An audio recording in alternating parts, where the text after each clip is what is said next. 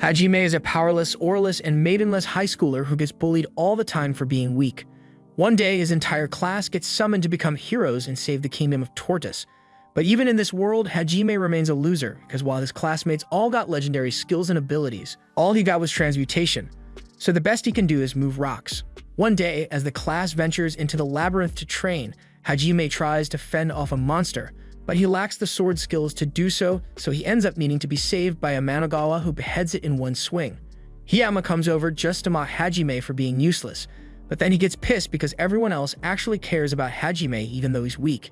It's almost like they like him because he's a good person, something Hiyama wouldn't understand.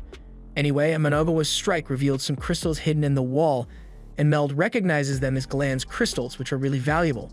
But it's strange to find such a large cluster of stones, so he tells everyone to stay away from it until he checks if it's safe. But of course, Hiyama's monkey brain completely ignores the warning and goes for the shiny stone, triggering a trap that teleports everyone to a boss battle room. Meld immediately realizes that the situation is bad and he knows they stand no chance of surviving, so he yells for everyone to get to the staircase as soon as they can while he and the guards hold off the monsters. They do their best to keep the monster back with a barrier, but the behemoth is too strong, so it breaks through with ease and nearly causes the bridge they are on to collapse.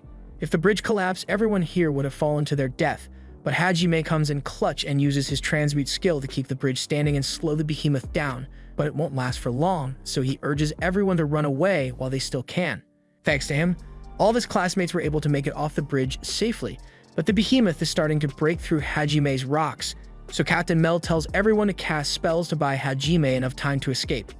They all do as instructed, and Hajime starts running to get off the bridge, but just when it looked like he was going to be alright, one of the blasts from Hiyama heads straight towards him, and Hajime is sent falling to his doom while his classmates look on in horror. Hajime manages to survive the fall, but he is now deep inside the labyrinth, so he tries to find his way out before he runs into a terrifying monster. Unfortunately, he immediately runs into this bunny, and although at first it didn't look that dangerous after seeing it fight, Hajime is terrified for his life. He tries sneaking away before he gets spotted, but he accidentally trips, alerting the bunny to his presence. The bunny is about to kill him, but then it senses something even more terrifying and it doesn't want to stick around to find out. Unfortunately for the bunny, it got caught and was eaten almost instantly by a giant bear monster, and after taking care of the bunny, it sets its sights on Hajime. Hajime tries his best to flee, but the bear manages to slash off one of his arms, and then it proceeds to eat Hajime's arm right in front of him to be extra disrespectful. Hajime desperately tries to crawl away, but he ends up backed against a wall with nowhere to go. But then, as his life was flashing before his eyes, all of his years of Minecraft come back, so he starts digging down with his skill to hide in a hole. The bear keeps chasing after him, so Hajime frantically places blocks to slow it down as he goes further into his hole. Eventually, he manages to break through to a connected cave, but even if he managed to escape the bear for now, he is still missing an arm and starving, so he won't last much longer. The only reason he is still alive is because he got lucky and found a monocrystal that naturally produces holy water with healing properties, but Hajime's body is still in so much pain that he wants to die and end his suffering already. His mind starts racing to find someone to blame for his situation in his dying moments. He remembers how one of the blasts from his classmates was aimed at him instead of the monster, and it looked really deliberate, but Hajime can't think of anyone who would want to kill him. Just then, Jerk's stupid face flashes before Hajime's eyes, and he realizes Jerk must have been the one who tried to kill him.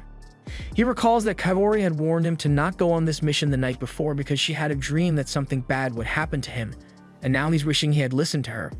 He knows no one is going to come save him, but he doesn't understand why he of all people has to suffer like this. First, he was brought to this world against his will, and now he has been betrayed by his classmates and left to fend for himself against these terrifying monsters. This is where Hajime finally snaps because he swears to himself that he will make it home no matter what, and anything or anyone who gets in his way will be killed. He's going to do whatever it takes to survive, and the first thing on the agenda is his food situation, so he decides to do some hunting. He goes outside and taunts two wolf monsters to trick them into chasing him. His plan works, and the two wolves end up following him all the way down through the cave, but they don't see the trap Hajime made and fall straight into a hole, after which Hajime proceeds to pummel them with rocks like a madman until they die. It's not the most elegant method, but it got the job done, so he begins eating and it tastes absolutely terrible.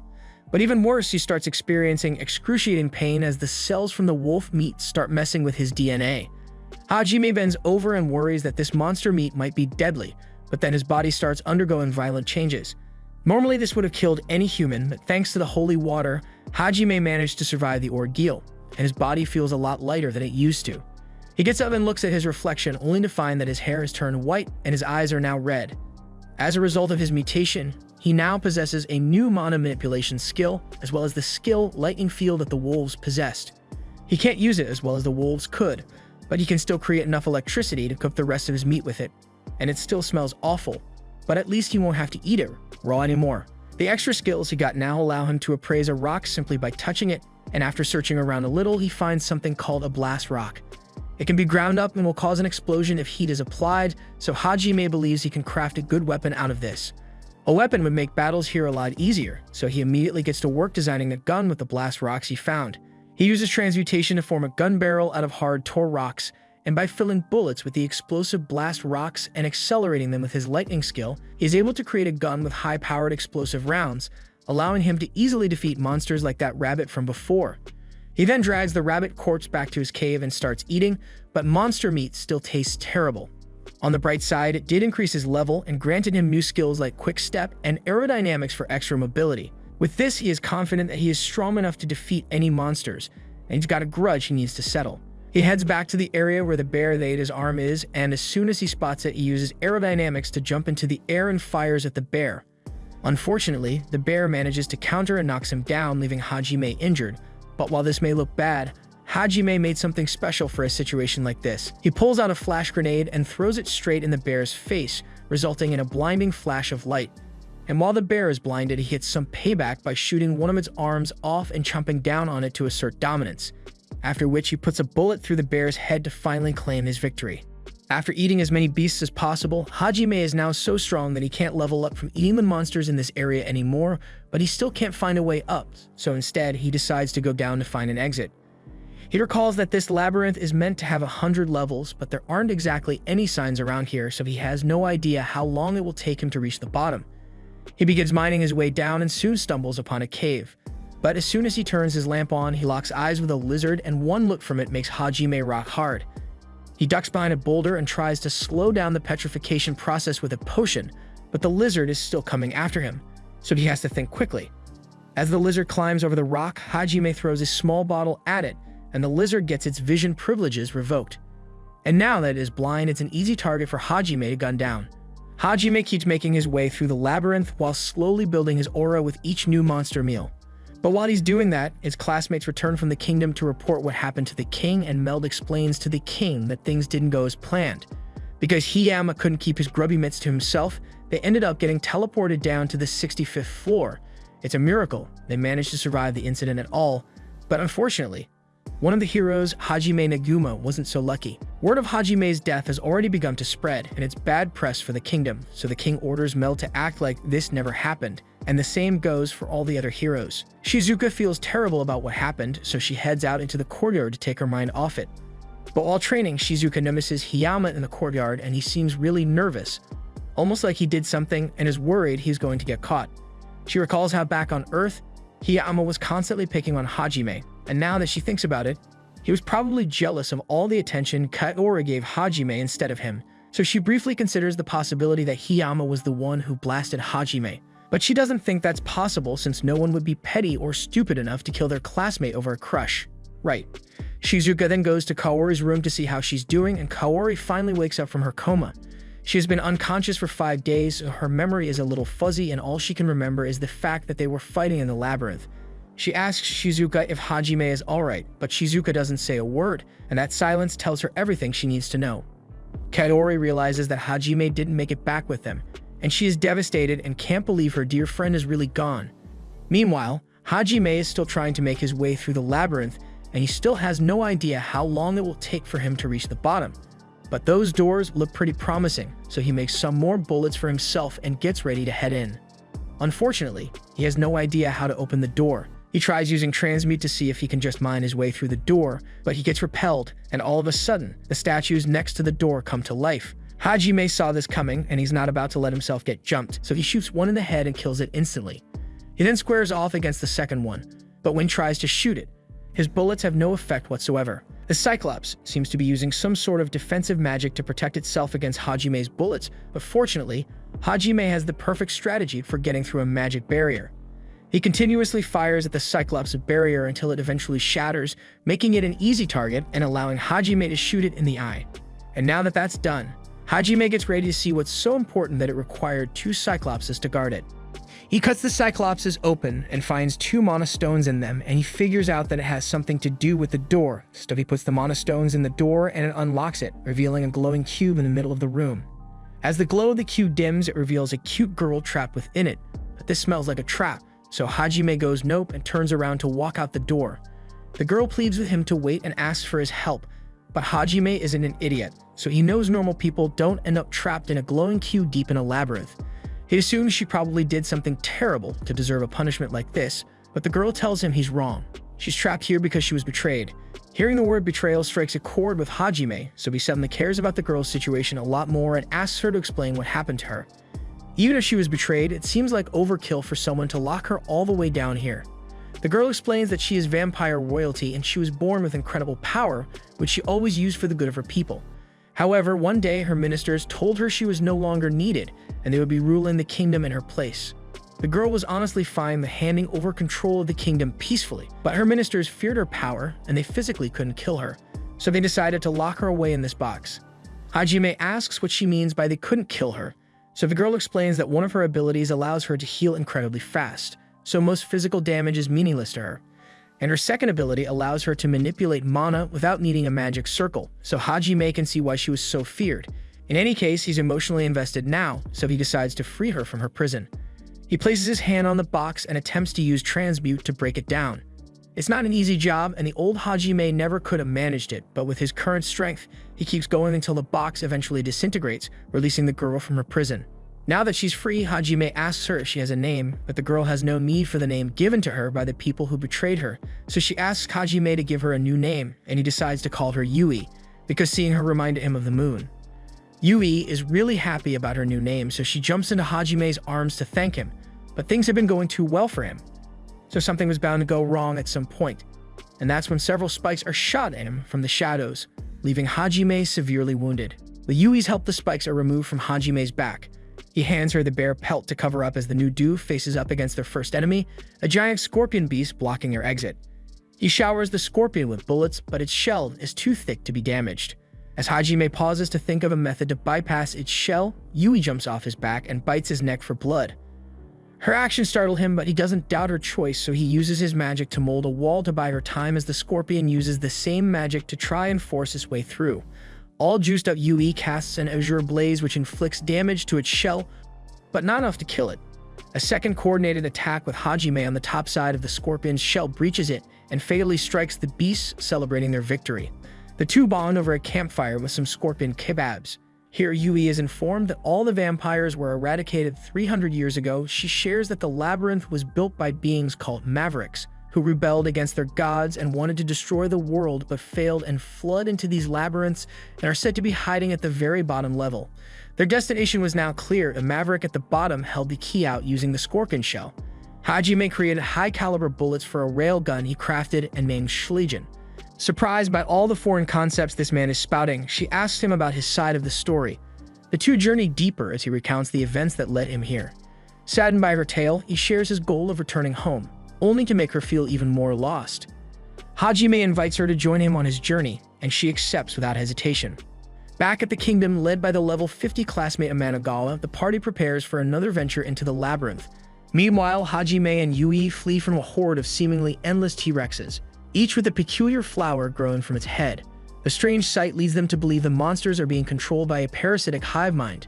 They manage to break the line of sight and escape, at least temporarily, before beginning their search for the source of the hive mind that's hunting them. Along the way, Yui doesn't hesitate to take several sips from Hajime's neck. As they approach an entrance fiercely guarded by the dinosaurs, they begin to suspect their target is near. Inside the cave, green spores drift through the air. Suddenly, Yui loses control of her body and turns on Hajime. A flower sprouts from her head. From behind her, a humanoid spore creature, resembling a human female, uses Yui as a shield, casting magic through her to strike Hajime and leave him vulnerable to the spores. The monster celebrates her victory as a flower sprouts atop Hajime's head, However, the immunity he gained by devouring all those beasts kept him in control as the flower wilted, but the monster still uses Yui as cover, so the stalemate continues. Yui regretfully asks Hajime to shoot, who takes no time to hesitate and slays the beast with 2 bullets. His lack of tact awards him with her angry punches. The two rest at a campfire as Hajime eats the slain monster and Yui removes her clothes for no reason other than to sip more of Hajime's blood. The two journey deeper into the labyrinth and finally reach the door into the Maverick's chamber. Behind the door lies a grand chamber lined with towering crystal columns that lead toward a second door. As they make their way through, an enormous summoning circle flares to life, conjuring a massive hydra that rises to block their path. Each hydra head bears a unique color and magic corresponding to its color. The duo keeps up with the assault, but soon realizes that all their damage is negated by the White Hydra's healing magic. Hajime and Yui attempt to focus their attack, but the other heads notice and stand in between them, protecting the White Head from harm. Hajime draws the Hydra's attacks, giving Yui a chance to shoot a powerful spell at the healer. However, her attack is blocked by the Yellow Head specialized in defense. After her failed attack, the Black Hydra head uses illusionary magic to make Yui believe that she is once again sealed and Hajime has abandoned her. Her screams cause Hajime to grab her and disengage. Yui snaps out of it and tells Hajime what she has seen. He then kisses Yui for the first time and reassures her they will win this fight and make it to the surface and back home together no matter what. They bond now stronger than ever. They hatch an attack plan to defeat the monster. Yui distracts the beast using powerful magic while Hajime grabs Schlegen and shoots a devastating beam that destroys all but the blue, red, and green heads. Without their healer, they now stand no chance against Yui's heavenly blaze, which eradicates the beast, or so they believed. The final silver head appears and targets Yui. Hajime jumps in and tanks the blast using his rifle and as much defensive magic as he can. The smoke settles and the rifle disintegrates. While Hajime falls unconscious to the ground, Yui grabs him and creates a barrier protecting them from the ensuing attacks. She manages to pull him far enough and give him all the holy crystal water she can find, but he still won't wake up. She grabs Hajime's gun and charges at the beast alone, but the bullets bounce harmlessly off its thick hide. The Hydra blasts her back, leaving her wounded and calling out for Hajime. Her cries do not fall on deaf ears. Hajime rushes in, scooping her up and carrying her out of harm's way. The last blow he took cost him an eye. They coordinate an attack where Hajime drops the ceiling on the Hydra and transmutes it into a conductive cage, while Yui shoots an azure blaze which is amplified by the trap surrounding the beast. It perishes under their combined force as the two lovers find a moment to rest. Meanwhile, the party headed by Amanagawa makes its way through the labyrinth, once more oblivious to their classmates' survival. All except Kore, who can still sense that Hajime has survived. Bandaged but at full capacity, Hajime wakes up with a strange, soft sensation in his palm.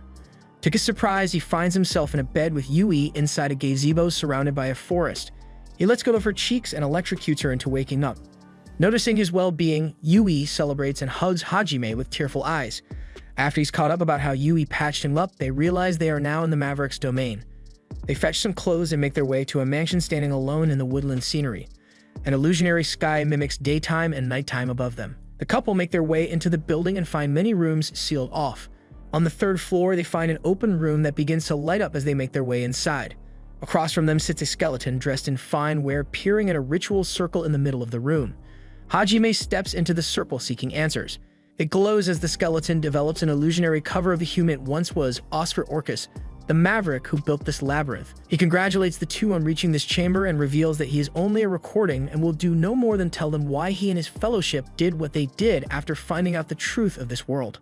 Meanwhile, on level 65 of the labyrinth, Amanagawa and his group are ready for round 2 of their fight on the bridge with the behemoth and his skeletal army. They spawn in, but instead of panicking, the group spreads out and does their respective roles in the fight.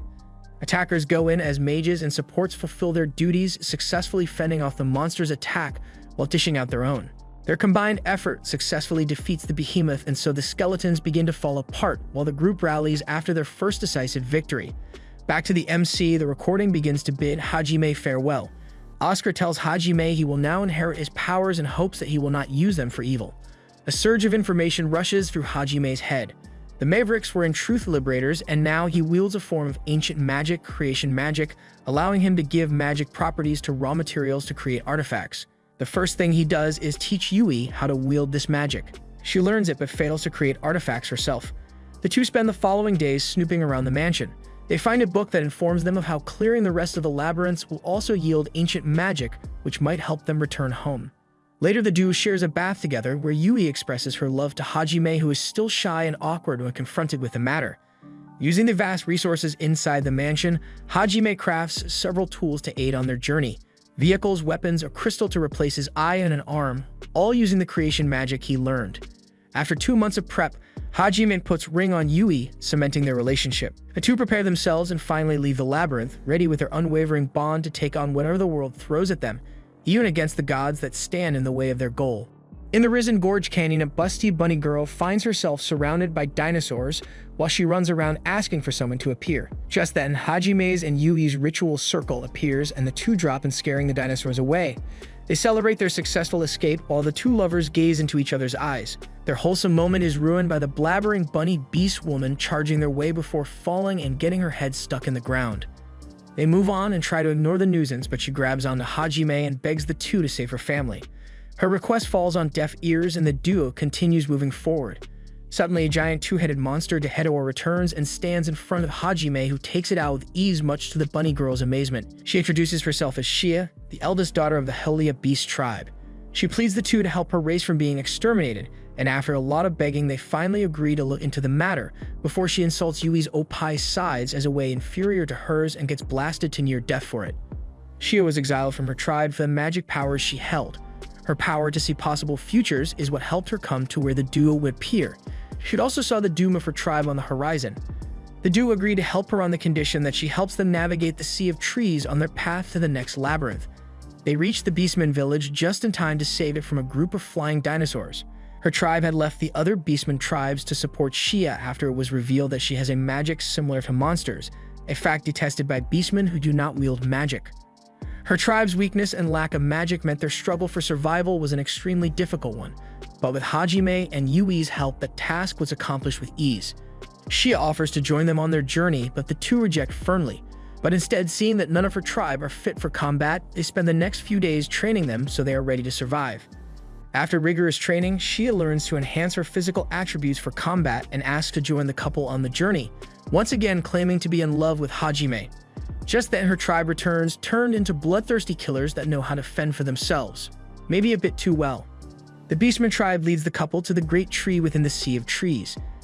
There, a tablet asks them to present 3 more symbols similar to the ring they got from Oscar, the power of regeneration, and a beacon formed of bonds to unlock the door forward. Knowing what they need, the duo heads for the rest of the labyrinths in search of the other symbols. She recalls a memory of her mother telling her a story about a white shadow that lurks within the Sea of Trees, hidden from all. Moral of the story was to teach her not to fear everything different, and that one day she will meet special and wonderful people just like her. That is why she insists on going along with the couple while keeping it a secret. After she has succeeded in her training with Yui, Hajime allows her to join them, yet he tries to push her away one last time but fails. With a new member in tow, the trio bids the Beastmen's tribe farewell and continues their journey in search of labyrinths. Still in the Risen Gorge, the trio looks for the entrance to the labyrinth. Shia stumbles upon a strange sign, and when they gather around it, a voice echoes and welcomes them to Milady Risen's super-duper exciting labyrinth. There, Shia, by some stupid luck, once again stumbles over the secret entrance. Needless to say, this labyrinth has no lack of traps. Some spikes shoot out the wall, scaring Shia sheetless. Aside from physical traps, the voice recording of Milady on its own is a form of torture to their ears. From boulders barreling down a narrow hallway, spinning saws from either side of the walls, a giant bottomless pit, even buckets falling on Shia's head, the maze was level S hazard, yet nothing that 3 adventurers couldn't handle. After a while and a lot of teasing by Milady, they enter a familiar room, the place they started at. After running in circles for a while, they reach a room with a door at the far end and suits of armor decorating the walls on either side. To no one's surprise, the suits begin to move and attack the trio. There's nothing special about them, but they do seem endless, so they rush towards the door and jump through onto a moving block. The block takes them up face to face against a giant iron golem with a smiley face drawn on it, claiming to be Milady Risen. According to Oscar's notes, Milady is as dead as he is, but the golem insists it is Milady. Milady's tone changes from playful to serious as she asks Hajime about his end goal. He tells her that he wishes to return to his world after the god of this world forced him here. Hajime asks her whether the rift crossing ancient magic is in this labyrinth. She returns to her playful speech and refuses to give an answer, which prompts our hero to attack with a missile barrage. Their clash begins. Milady's armor is very thick, which makes it hard to reach the core of the body. Her attacks cover a wide range but are easy to dodge. Hajime delivers a powerful blow that knocks the golem down, giving Yui the chance to freeze it into the ground. Hajime then uses a drill to stick a rod above the golem's core. Shia follows up by smashing her giant hammer on the iron rod, thus penetrating the armor and destroying the core. As the golem's power begins to fade, Melody gives Hajime a warning.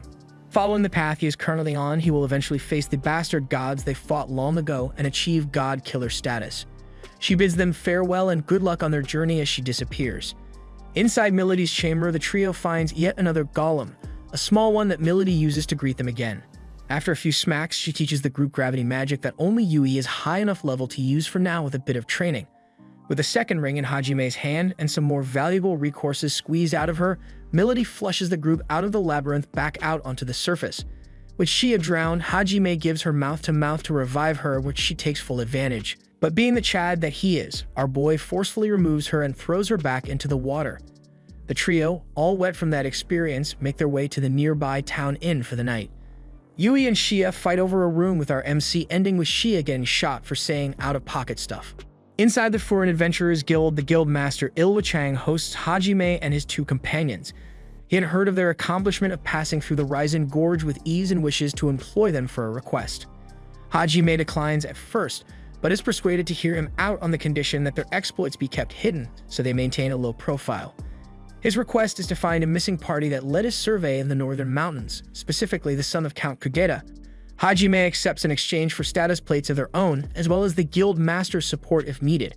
The trio wastes no time and travels towards the last known location of the missing party. Along their way, they make a stop at a village where the teacher of the isekai class named Ai taught the villagers how to plant and maintain rice fields, which the place is now famous for.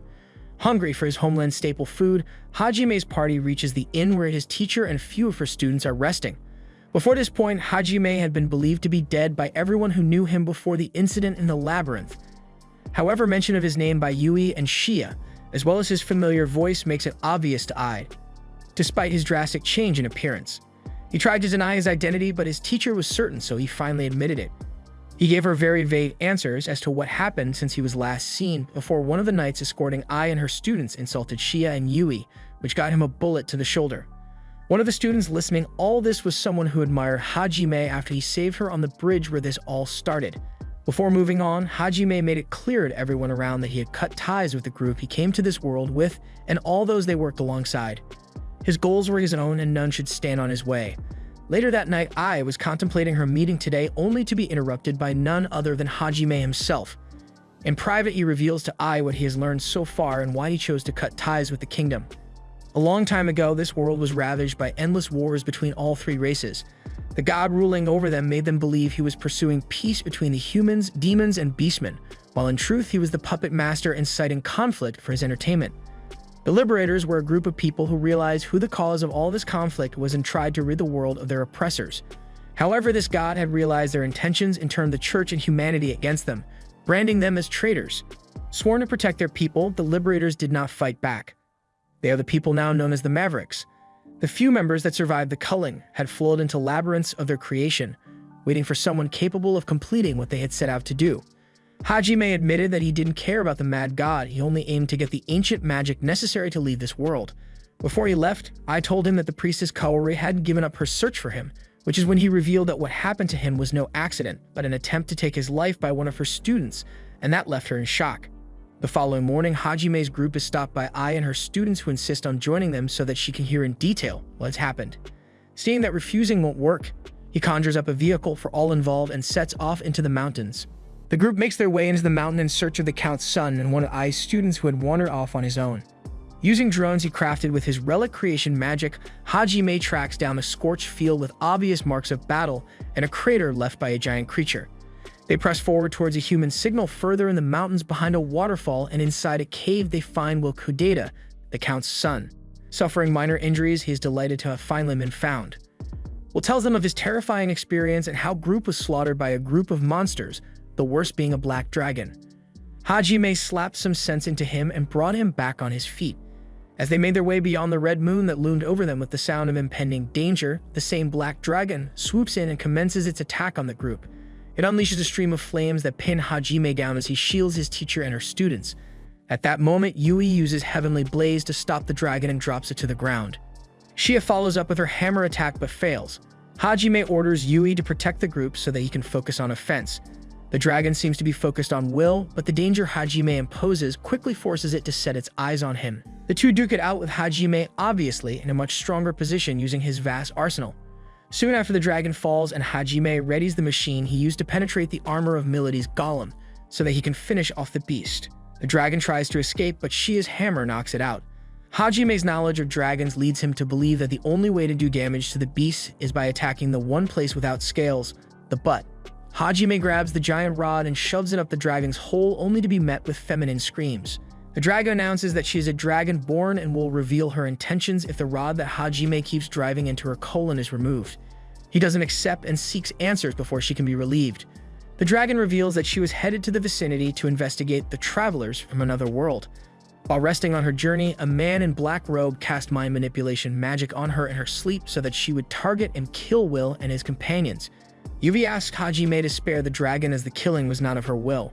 The dragon herself begs him to remove the rod since her mana is almost depleted and she will return to human form, which would kill her in that state.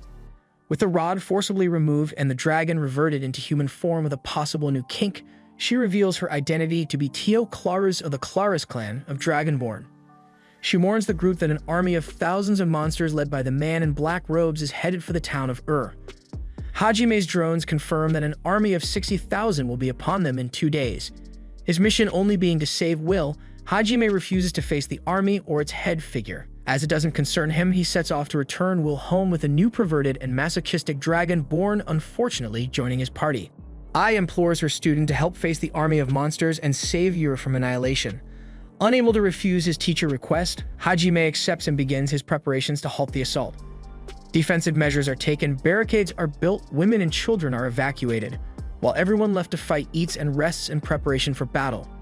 Night falls, and as Hajime cleans his rifle, Sonono approaches and thanks him for saving her life that day on the bridge in the labyrinth. He doesn't think much of it but gives her words of encouragement. A presence of a pervert lurks near as Tio comes out and asks Hajime a question. Tio asks him if his journey will continue after this fight and if she can join him. He refuses without wasting a second, but her masochistic nature takes it as teasing, making her an official member since she simply won't leave. Seeing as how the townsfolk aren't as reliable as necessary and want to give him a minor role, Hajime proclaims to the people in his rallying speech that Ai Sensei is a goddess, meaning their victory is certain and all credit for that should be given to her.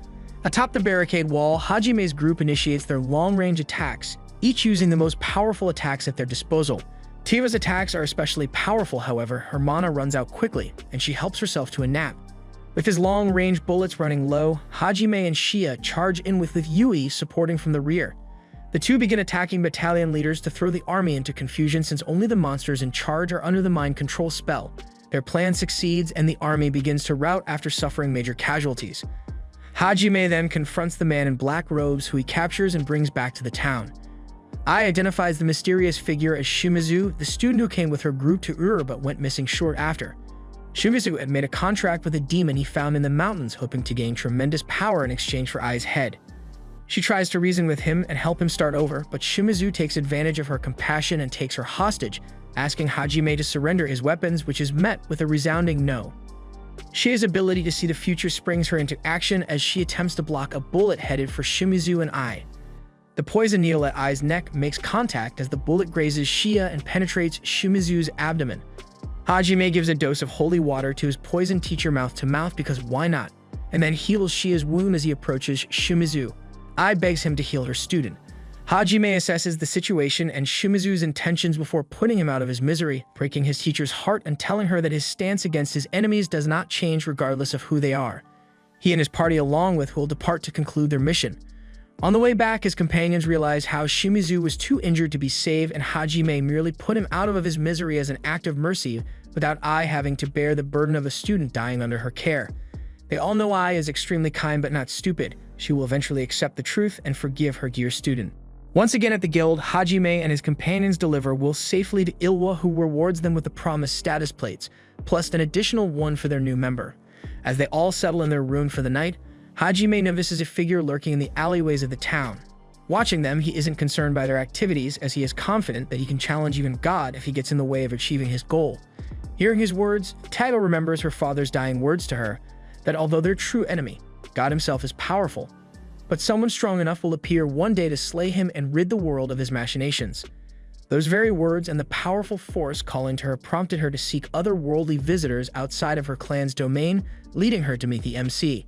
Hajime and Shia go on to explore the town together, where they stumble upon an aquarium. Inside, they meet a familiar sentient fish, which they pass by while Milady flushed them out of her dungeon. Hajime and Layman hit it off, and after realizing they're the reason he ended up in this mess, they set him free without admitting it. Before Lehman went on his way, he told the two about a gang of slavers who deal with beast folk and how they had a little mermaid in their hands, as well as he tells Shia to be extra careful due to her race as he sets off. On one side of town, Yui and Taiyo go shopping and bond over their appreciation for their companions. On the other side, Hajime and Shia bond over the fact that they both like Taiyo, but she's a pervert. Just then, Hajime senses someone under them in the sewers but feels like a weak and small child, so they go down to investigate.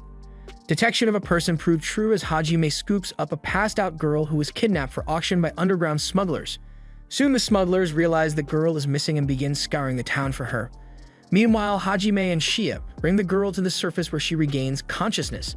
They introduce themselves to Mew and hurry to nurse her back to health with a hot bath and food, before dropping her off with the city guard since their race is protected by the kingdom. Against Mew's wishes, they part ways as she cries for her big bro and big sis. Shortly after, a blast and smoke rise from the same guard post. Hajime and Shia rush back to find the guards dead and writings on the wall, ordering him to give them the bunny girl or Mew dies, which makes it clear to Hajime that these guys are now his enemies. As they rampage through the town, they regroup with Yui and Taiyo, who join them on their hunt for the slavers' hideout. They split up into teams of 2 and purge the whole city of slaver gangs as they look for Mew's location. Meanwhile, the auction begins with Mew at its center. In that moment, Hajime breaks in and puts 3 bullets in the organizer's head, picking up Mew and flying her out to see the fireworks as his companions raze all the slavers' hideouts to the ground. With the little girl now safe, Hajime takes her and regroups with his companions as she gives her hero a new title, Papa. Papa Hajime and his party make their way through a barren rocky land to the outpost town of Dorad. This is where it all started 4 months ago when he was last here with his classmates adventuring to Orcus Labyrinth. The group sits down with the outpost guild leader Lo Voevis, and that is when a guide breaks in to inform Lo that a demon was spotted in the labyrinth. Hajime identifies him as Endo, one of his former classmates. He begs him to come down and save the rest of his classmates that are now faced with the demon. As the hero's party reached the 90th level of the Orcus Labyrinth, they found no monsters in sight, only their blood splatters covering the ground. A red-haired demon lady walked out of the shadows and offered them a chance to join her, as Shimizu did. They declined to engage in combat with her myriads of powerful monsters, a chimera, ogres, and a spell-casting turtle pope. The group fought to the best of their abilities, but the demon's ability to heal the monsters meant they were fighting a losing battle. Their barrier caster was stabbed and seriously injured during the battle, and that is when Kaori's friend Shizuku ordered Endo to use his stealth abilities to flee and tell their captain Meld what had transpired. Endo succeeded in doing just that, but the chimera had chased him to the captain's location. He was ordered to flee once again, this time to the surface, to warn everyone about the demon menace they were facing. On the surface, Endo begs Hajime to save his former classmates despite his feelings for them, while underground the hero Amanagawa and his party manage to flee the demon. Their fear sows doubt between them as Hiyama wishes to join the demon to survive. Captain Meld reaches the hero's party only to be cut down by the demon and her chimera. The captain's death enrages Amanagawa into breaking his limits, killing the demon monsters and forcing her into a corner. However, a trinket of hers forces him to stop as he realizes she is human too. In that moment of hesitation, her pets attack and injure the hero. Shizuku tries to buy them time, but the demon's beasts prove to be too powerful as she also falls. Kaori rushes to save her friend, but with her mana depleted, there is nothing she can do other than to accept her and Shizuku's fate at the hands of 2 giant minotaur. Before the monster's attack lands on the 2 girls, a giant rod penetrates the ceiling and impales both monsters, killing them instantly. The dust of the impact clears as Hajime stands before them. All it took was 1 bullet for the behemoth to perish this time.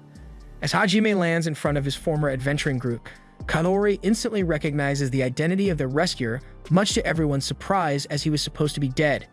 As Yui, Shia, Taiyo, Mew, and Endo fall down and reach the party, monsters rally for another attack.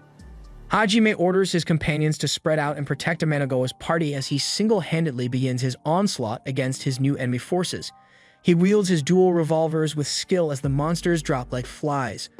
Kaori and her friends watch in astonishment as the man they knew as Nagumo Hajime tears through the monster hordes with unprecedented might.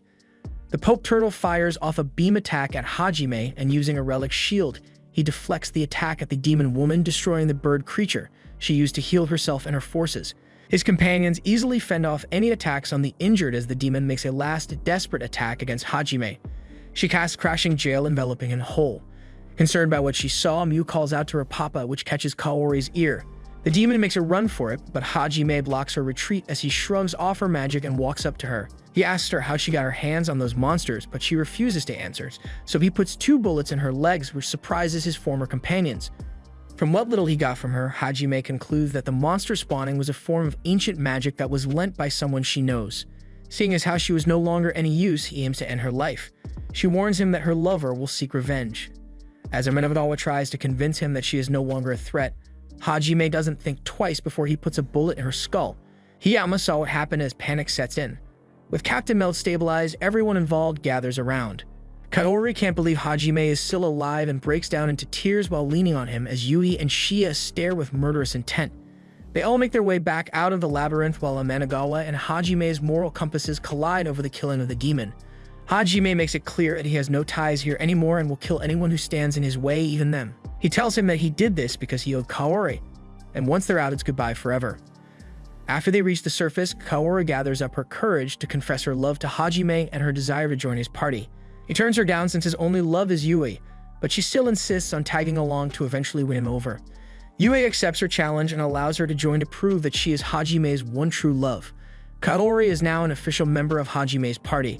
After a bit of strangling over the papa's business, he tells her to get ready for their departure.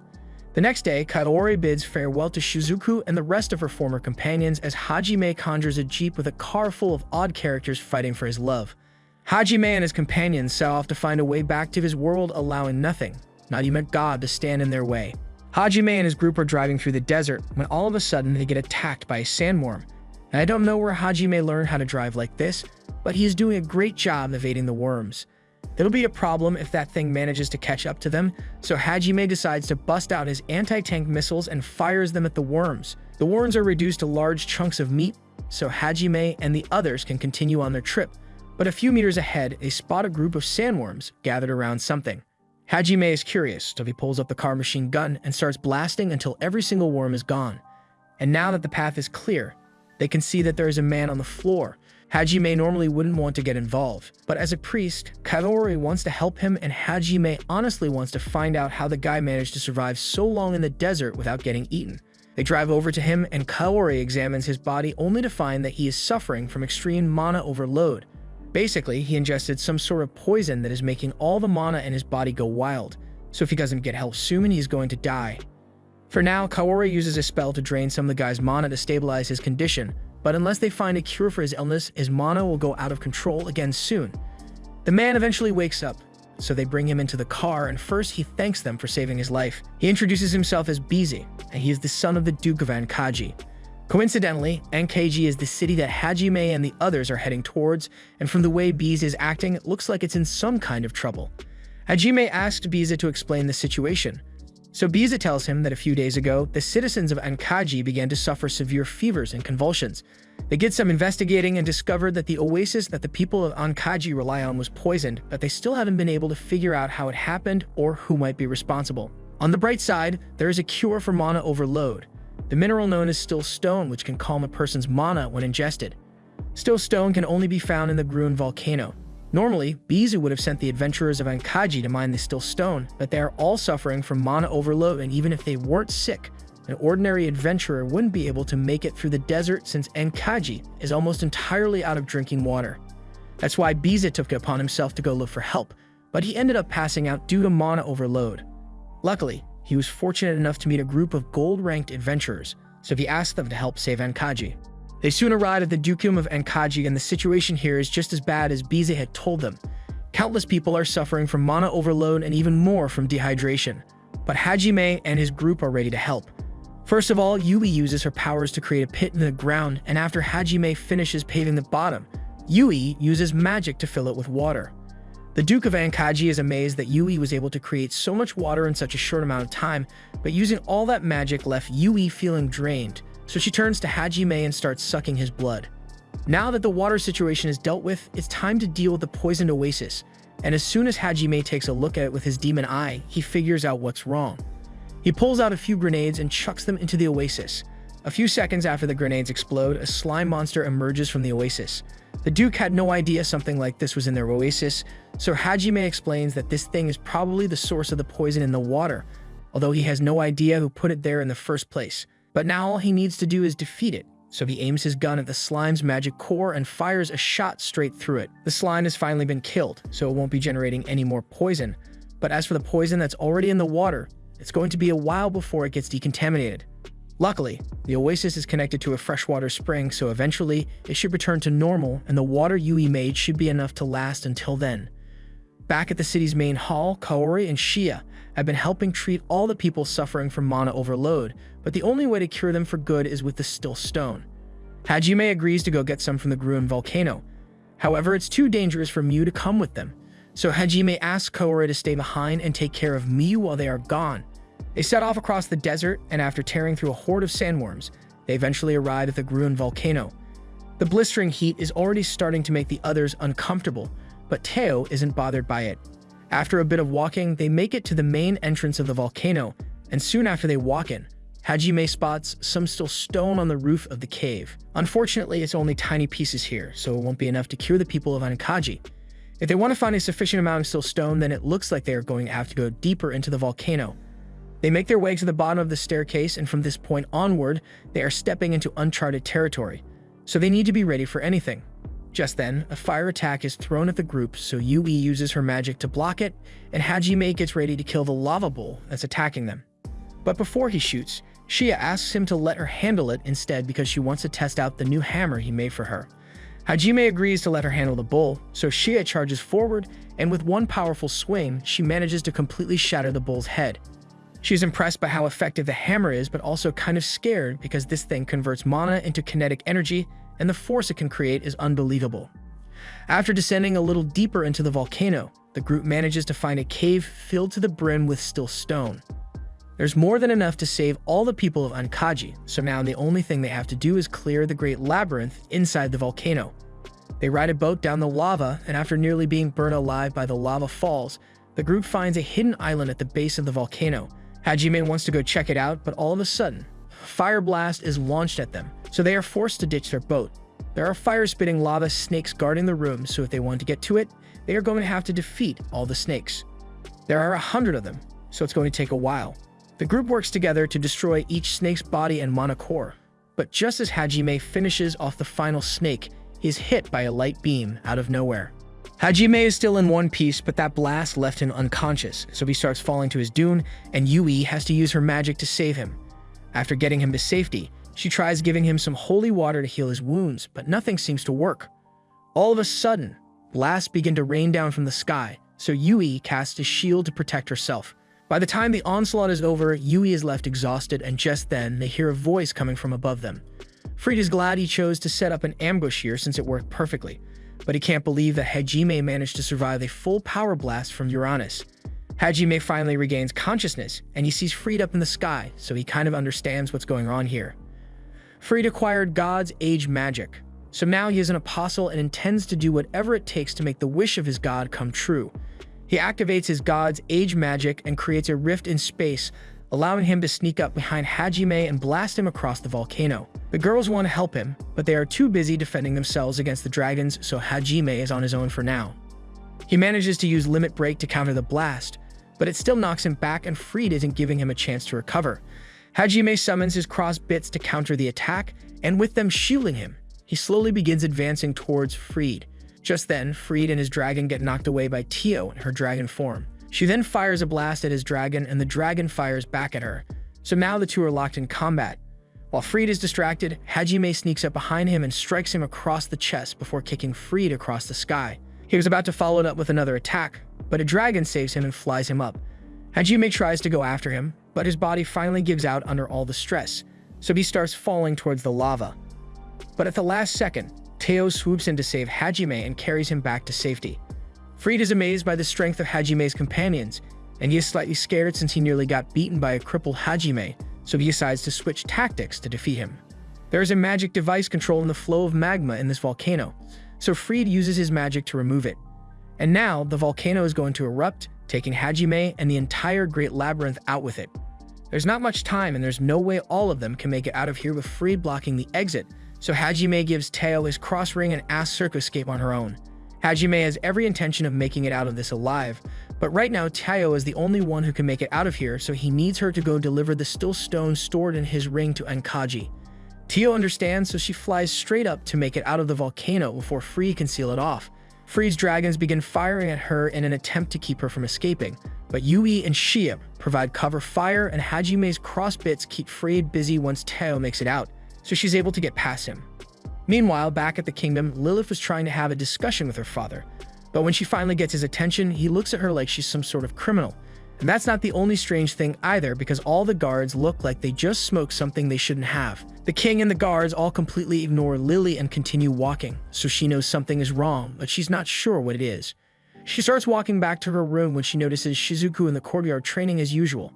Shizuku is pushing herself so hard because she hates how she was too weak to do anything against the demon, so she wants to become stronger. But she's still got time to take a break when she spots a cute cat on the ground. She gets really into playing with the cat, but then she realizes that Lily has been watching her the entire time, so she gets embarrassed. After Shizuku calms down, she asks Lily if there's any news from the castle officials. Lily tells her that the officials say they need Koki to become strong enough to defeat the demons. Shizuku asks what the officials plan to do about Hajime, and according to what she'd heard, it sounds like they are planning to label him an enemy of the kingdom. Meanwhile, out in the forest, Hiyama is beside himself in anger because Hajime is still alive. All of a sudden, a voice from behind asks him why he's so upset that Hajime is alive, but that again is understandable since Hajime took Kaori with him. Hiyama tells the girl to shut up because she can't blackmail him for attempting to kill Hajime if he's still alive, but attempted murder is still pretty bad, so if the others found out, they'd definitely turn on him.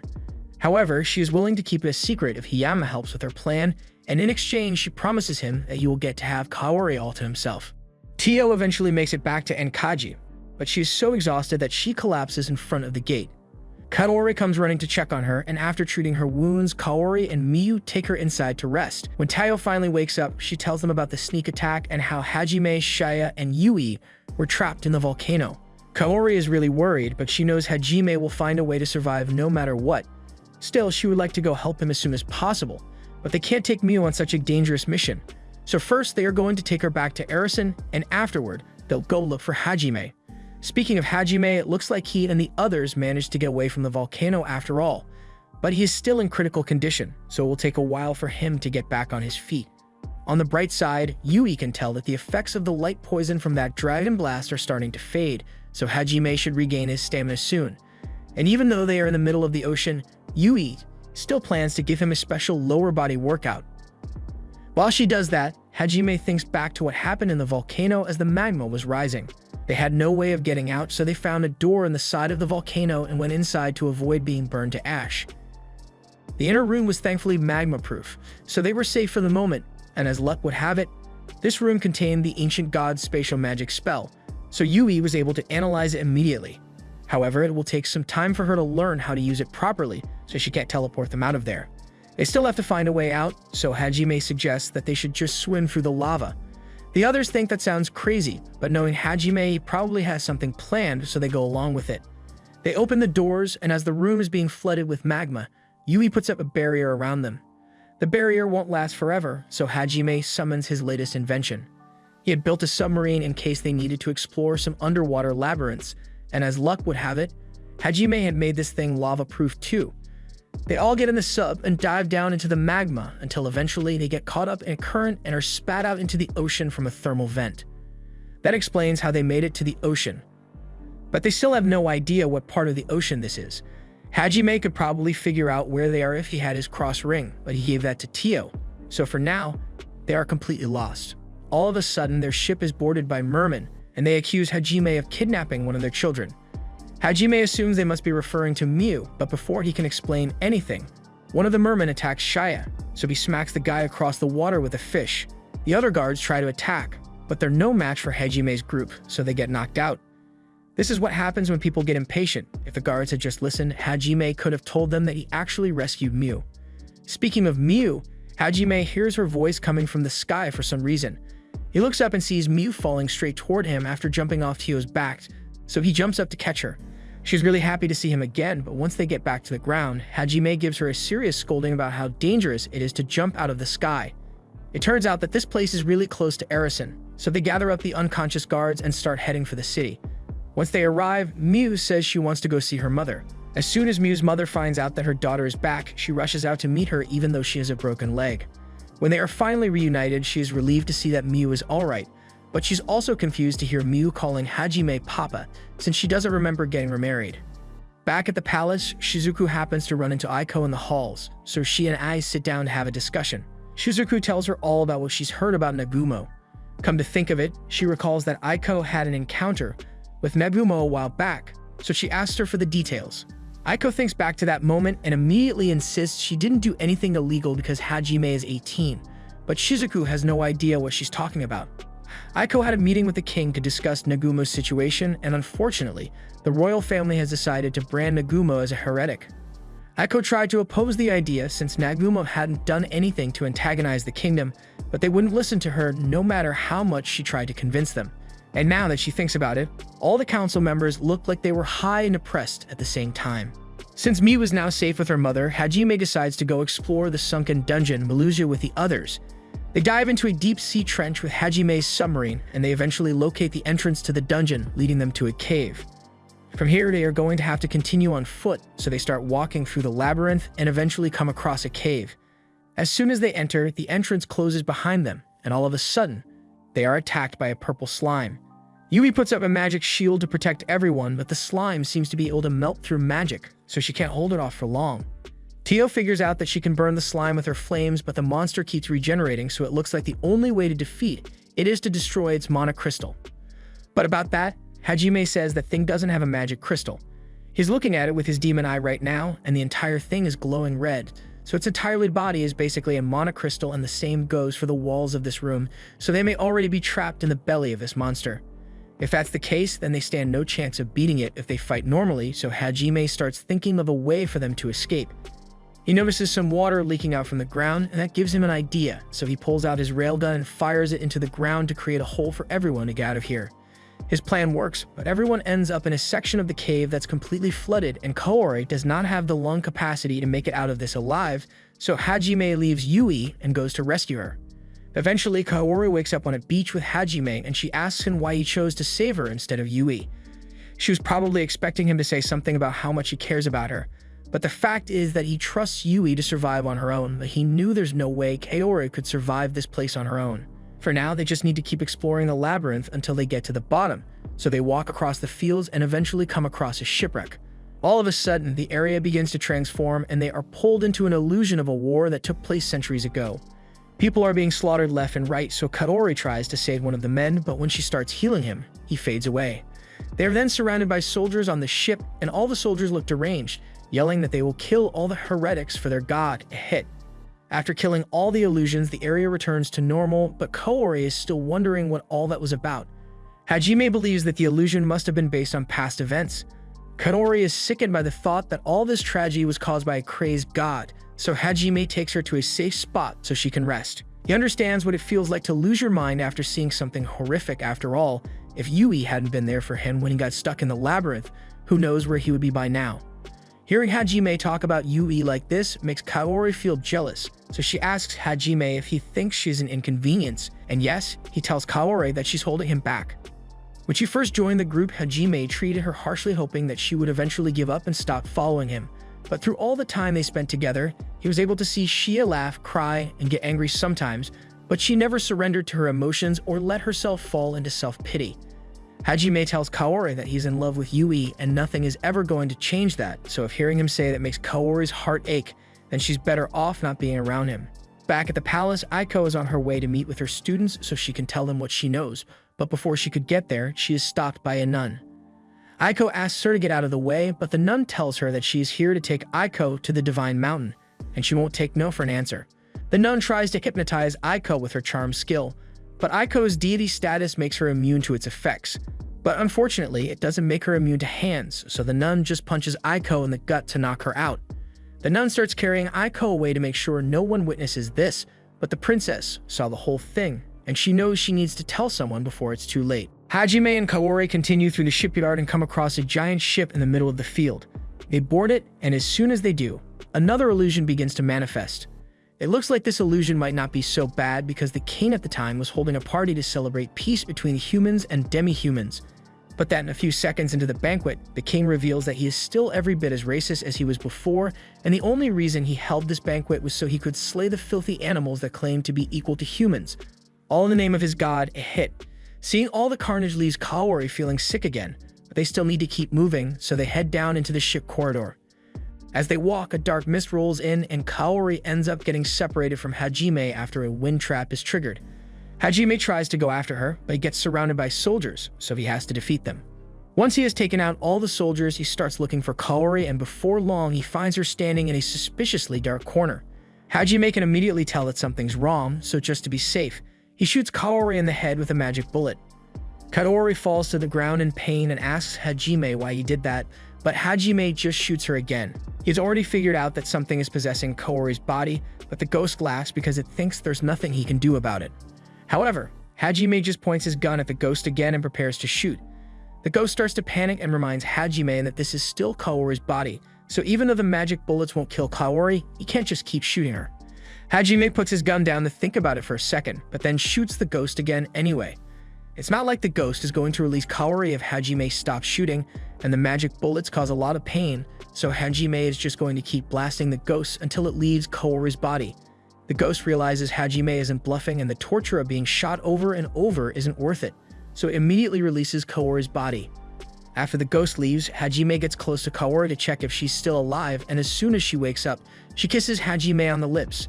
Hajime asks her what she thinks she's doing, so she tells him she's giving him her answer to his question. She is in love with Hajime, and even though she knows he loves Yui most of all, she intends to stay by his side regardless. They eventually find a magic circle that teleports them to the final area of the labyrinth, and it looks like the others managed to make it here in one piece as well. So they head to the center and Yui begins analyzing the magic circle. Meanwhile, back at the castle, the remaining students are starting to realize that something is wrong because it has been 3 days since Aiko supposedly went to the Divine Mountain, and they haven't heard from her since. As for Aiko, she's alright, but the nun says her power is inconvenient, so until the right time comes, they are going to keep her locked up for now. After what she witnessed, the princess has been on the run because she doesn't know who she can trust. Everyone has been acting strange lately, so she's sure something is going on, but she can't do anything about it on her own. Meanwhile, in one of the training halls, all the soldiers who have been turned have been gathered in preparation for the plan, and it looks like Hiyama is in on it. At the same time, in the demon realm, Freed tells his soldiers that he has received a decree from their god, so they will be marching to eradicate all the heretics. Back in the Highlight Kingdom, Meld has realized that something called the Void has been afflicting the people in the castle, and unfortunately, it has already spread to 30% of the army, including the leaders and officers. He asks Jose to help gather everyone who knows about black magic so they can prepare countermeasures against the Void, and in the meantime, he heads back to his office to prepare some letters. He wants to send these letters to Duke's Engine and Enkaji and Hajime in case something happens to him here, but suddenly, there's a knock at his door. He's already on edge, so he draws his sword and is ready for a fight, but then he realizes it's Hiyama, and he still trusts him, so he puts his sword away and lets him in. He asks Hiyama if there's anything he wanted to talk about, but Hiyama just keeps tapping his foot on the ground without saying a word. Suddenly, there's another knock at the door, and this time it turns out to be Jose. The second Meld opens the door. Jose instantly tries to stab him in the face. From the look in Jose's eyes, Mel can tell that he must have been afflicted with the Void, so he is prepared to fight him off. But while his back is turned, Hiyama stabs him. But Meld isn't the Knight Captain for nothing, so before Hiyama can cause any fatal damage, he casts a wind spell that blows everyone away. The soldiers get back up and try to attack him while Hiyama prepares to cast a spell, but Meld is way too experienced to let that happen. So he slams Hiyama into a wall to stop him from casting a spell, and while he is down, Meld knocks out 2 of the other guards. The last one is Jose, and as the vice captain, Jose is a little tougher, but he is still no match for Meld, so he gets clotheslined into the corner of the desk. Normally, Jose should be tasting colors after that concussion, but he just gets right back on his feet because no amount of damage can stop the Void-afflicted soldiers. Meld still has no idea how any of this happened or why Hiyama betrayed him, but more Void-afflicted guards start showing up, so he has no plans to stick around. He jumps straight out the window, and after landing on the ground, He's about to fire a blast into his office to slow Hiyama and the soldiers down. But then he realizes that he's not alone out here, and before he knows what hit him, he is killed by a magic blast. The next morning, Hajime and his group are driving through a field when they come across a caravan that is under attack by some bandits. The caravan guards are greatly outnumbered, so Kaori asks Hajime to help save them. But before she's even done speaking, Hajime is already driving full speed at the bandits. Kaori thanks him for agreeing to save the caravan, but really, he was just looking for an excuse to use his minigun on someone. As soon as Hajime begins firing, the bandits begin dropping like flies, and he doesn't intend to leave a single one of them alive. But there are a couple of innocent people who got hurt by the bandits, so he sends Kaori out to heal them. And while she's busy healing, a girl runs up to Kaori and reveals that she is Princess Lily. She had fled the castle in hopes of finding someone to help after what she witnessed in the castle, and as luck would have it, she happened to run into Hajime and the others. She explains how all the people in the castle started acting strangely. Even her father is now feverishly advocating for the church, and at first she thought he was just trying to improve the kingdom's relationship with the church, but this goes far beyond anything like that. She also tells Hajime about Aiko being kidnapped by a nun of the Divine Mountain, and Hajime figures it must have something to do with Aiko's connection to him, so he has to help break her out of prison. And it turned out to be a lot easier than you'd expect, because he literally just airwalks up to Aiko's cell and uses transmutation to tear a hole in the wall. Just then, by pure chance, the demon army begins their invasion of the kingdom, and even though he wasn't expecting this, Hajime thinks he can use the chaos to sneak out undetected. However, all of a sudden, an attack is launched straight at him, completely disintegrating the prison. Hajime manages to get out of the way with Aiko before the blast lands, but now he has to deal with Noint, one of the apostles of Ehit. Noint charges at Hajime, so he tries firing some bullets at her, but she blocks all of them and nearly stabs him in the chest. Fortunately, he's able to dodge and create some space with his cross arsenal, but since he still has to protect Aiko, Hajime is practically handicapped against Noint, so all he can do is dodge and defend against her attacks. Noint is impressed that Hajime is capable of keeping up with her even though he is stuck carrying extra weight, so she admits that he is indeed quite strong. But she says he is still unfit to become one of Ehit's pawns. Hajime takes that as a compliment and tells Noint that he wouldn't want to become the pawn of a shut-in brat like Ehit anyway. But on another note, he asks Noint if she really has the time to be fighting him right now. I mean, the kingdom is currently being attacked by the demons, and if she doesn't do something soon, it will be completely destroyed. But Noint has no intention of helping the kingdom, so if it's going to die, then it's going to die because that's what Ehit wishes for. Hajime now realizes that Ehit sees all people as nothing more than pawns to be killed for entertainment, and at this point, he wouldn't be surprised if Ehit is also being worshipped by the demons and orchestrated this whole war just for fun. Apparently, that's exactly what's going on. So Noint asks Hajime what he plans to do about it, but Hajime honestly doesn't care. In fact, he would be happy to get out of Ehit's way entirely if they just agreed to send him back to his original world. However, Noint tells him that's not going to happen because Ehit has more hate for Hajime than Spider-Man's writers. Hajime overcame every obstacle in his way and gained amazing strength for himself, and Ehit doesn't like that, so he wants to see Hajime die a pitiful and painful death. That's a lot to take in, but Hajime now knows that there's no point in trying to reason with Noint. Just then, Teo shows up and blows Noint out of the sky with her dragon's breath, and Hajime has never been so happy to see her. He hops onto her back, asks Teo to get Aiko to safety, so he can fight Noint at full strength. So Teo flies off and Hajime turns back to face Noint. Noint uses her magic to launch a fireball at him, so Hajime jumps out of the way and starts firing his machine gun at her. Noint is too quick for Hajime to hit her with his machine gun, so he tries blasting her with his cannon point blank. But Noint vanishes and appears behind him, forcing Hajime to block with his cannon as she slashes at him. He doesn't have many options here because everything he has tried so far has failed to even scratch her. Noint charges at him again, so he tries grabbing her swords, but she's too strong. He jumps back to create some space, and in the process, Hajime gets cut. However, he notices that Noint's swords are starting to take some damage, and that gives him an idea. He summons several crosses and has them fire full power blasts at Noint. She manages to come out of it completely unharmed, but Hajime never intended to hit her with that attack. He pulls out 2 rings and throws them at Noint, but she easily knocks them away. Noint believes Hajime is finally running out of options if he tried using such a desperate attack, but then he takes out his guns and aims at 2 rings beside him. The rings are connected with spatial magic, so when he fires his bullets, the shots come out right next to Noint, forcing her to block with her swords. As a result, both her swords are shattered, allowing Hajime to tie her up with a magic rope. Now she has nowhere to run, so he loads up his railgun and penetrates her with a 12-inch thick rod. There's no recovering from a wound like that, so Note dies and falls out of the sky.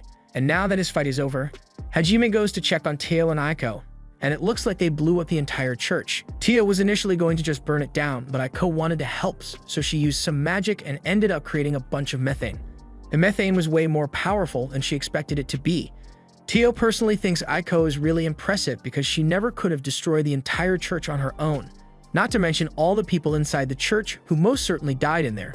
As soon as Teo says this, it dawns on Aiko that she really just killed people, and she breaks down in regret. Hajime knows how she must feel, so he comforts her and says everything is going to be fine.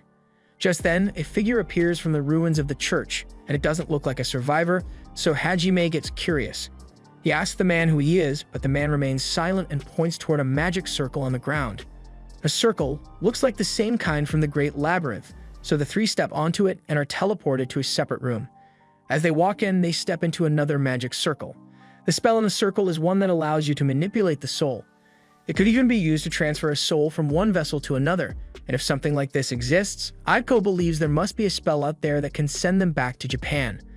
But that aside, they need to hurry back to the capital because it's still under attack from the demons, and they don't know if Hajime's classmates are alright.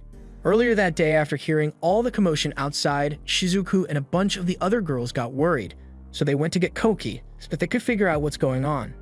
Just then, one of those voided soldiers comes over to the group and informs them that the demon army is attacking the capital, so they need to come to the stadium immediately and prepare for battle.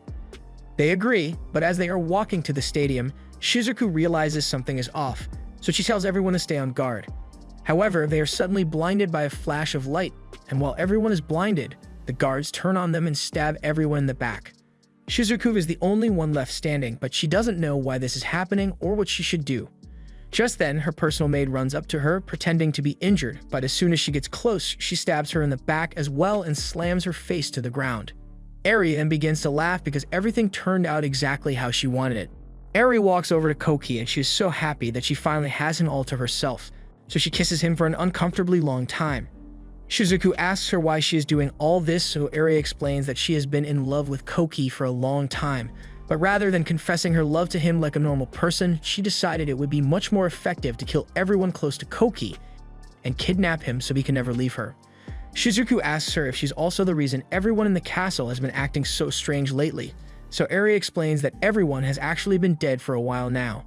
She used her necromancy skill to reanimate their bodies and restore some of their memories so they could act like normal people, aside from the fact that they always look high. Eri has always hated her classmates for getting in the way of her one-sided relationship with Koki, but she especially hates Shizuku, so she's going to take great joy in watching her die.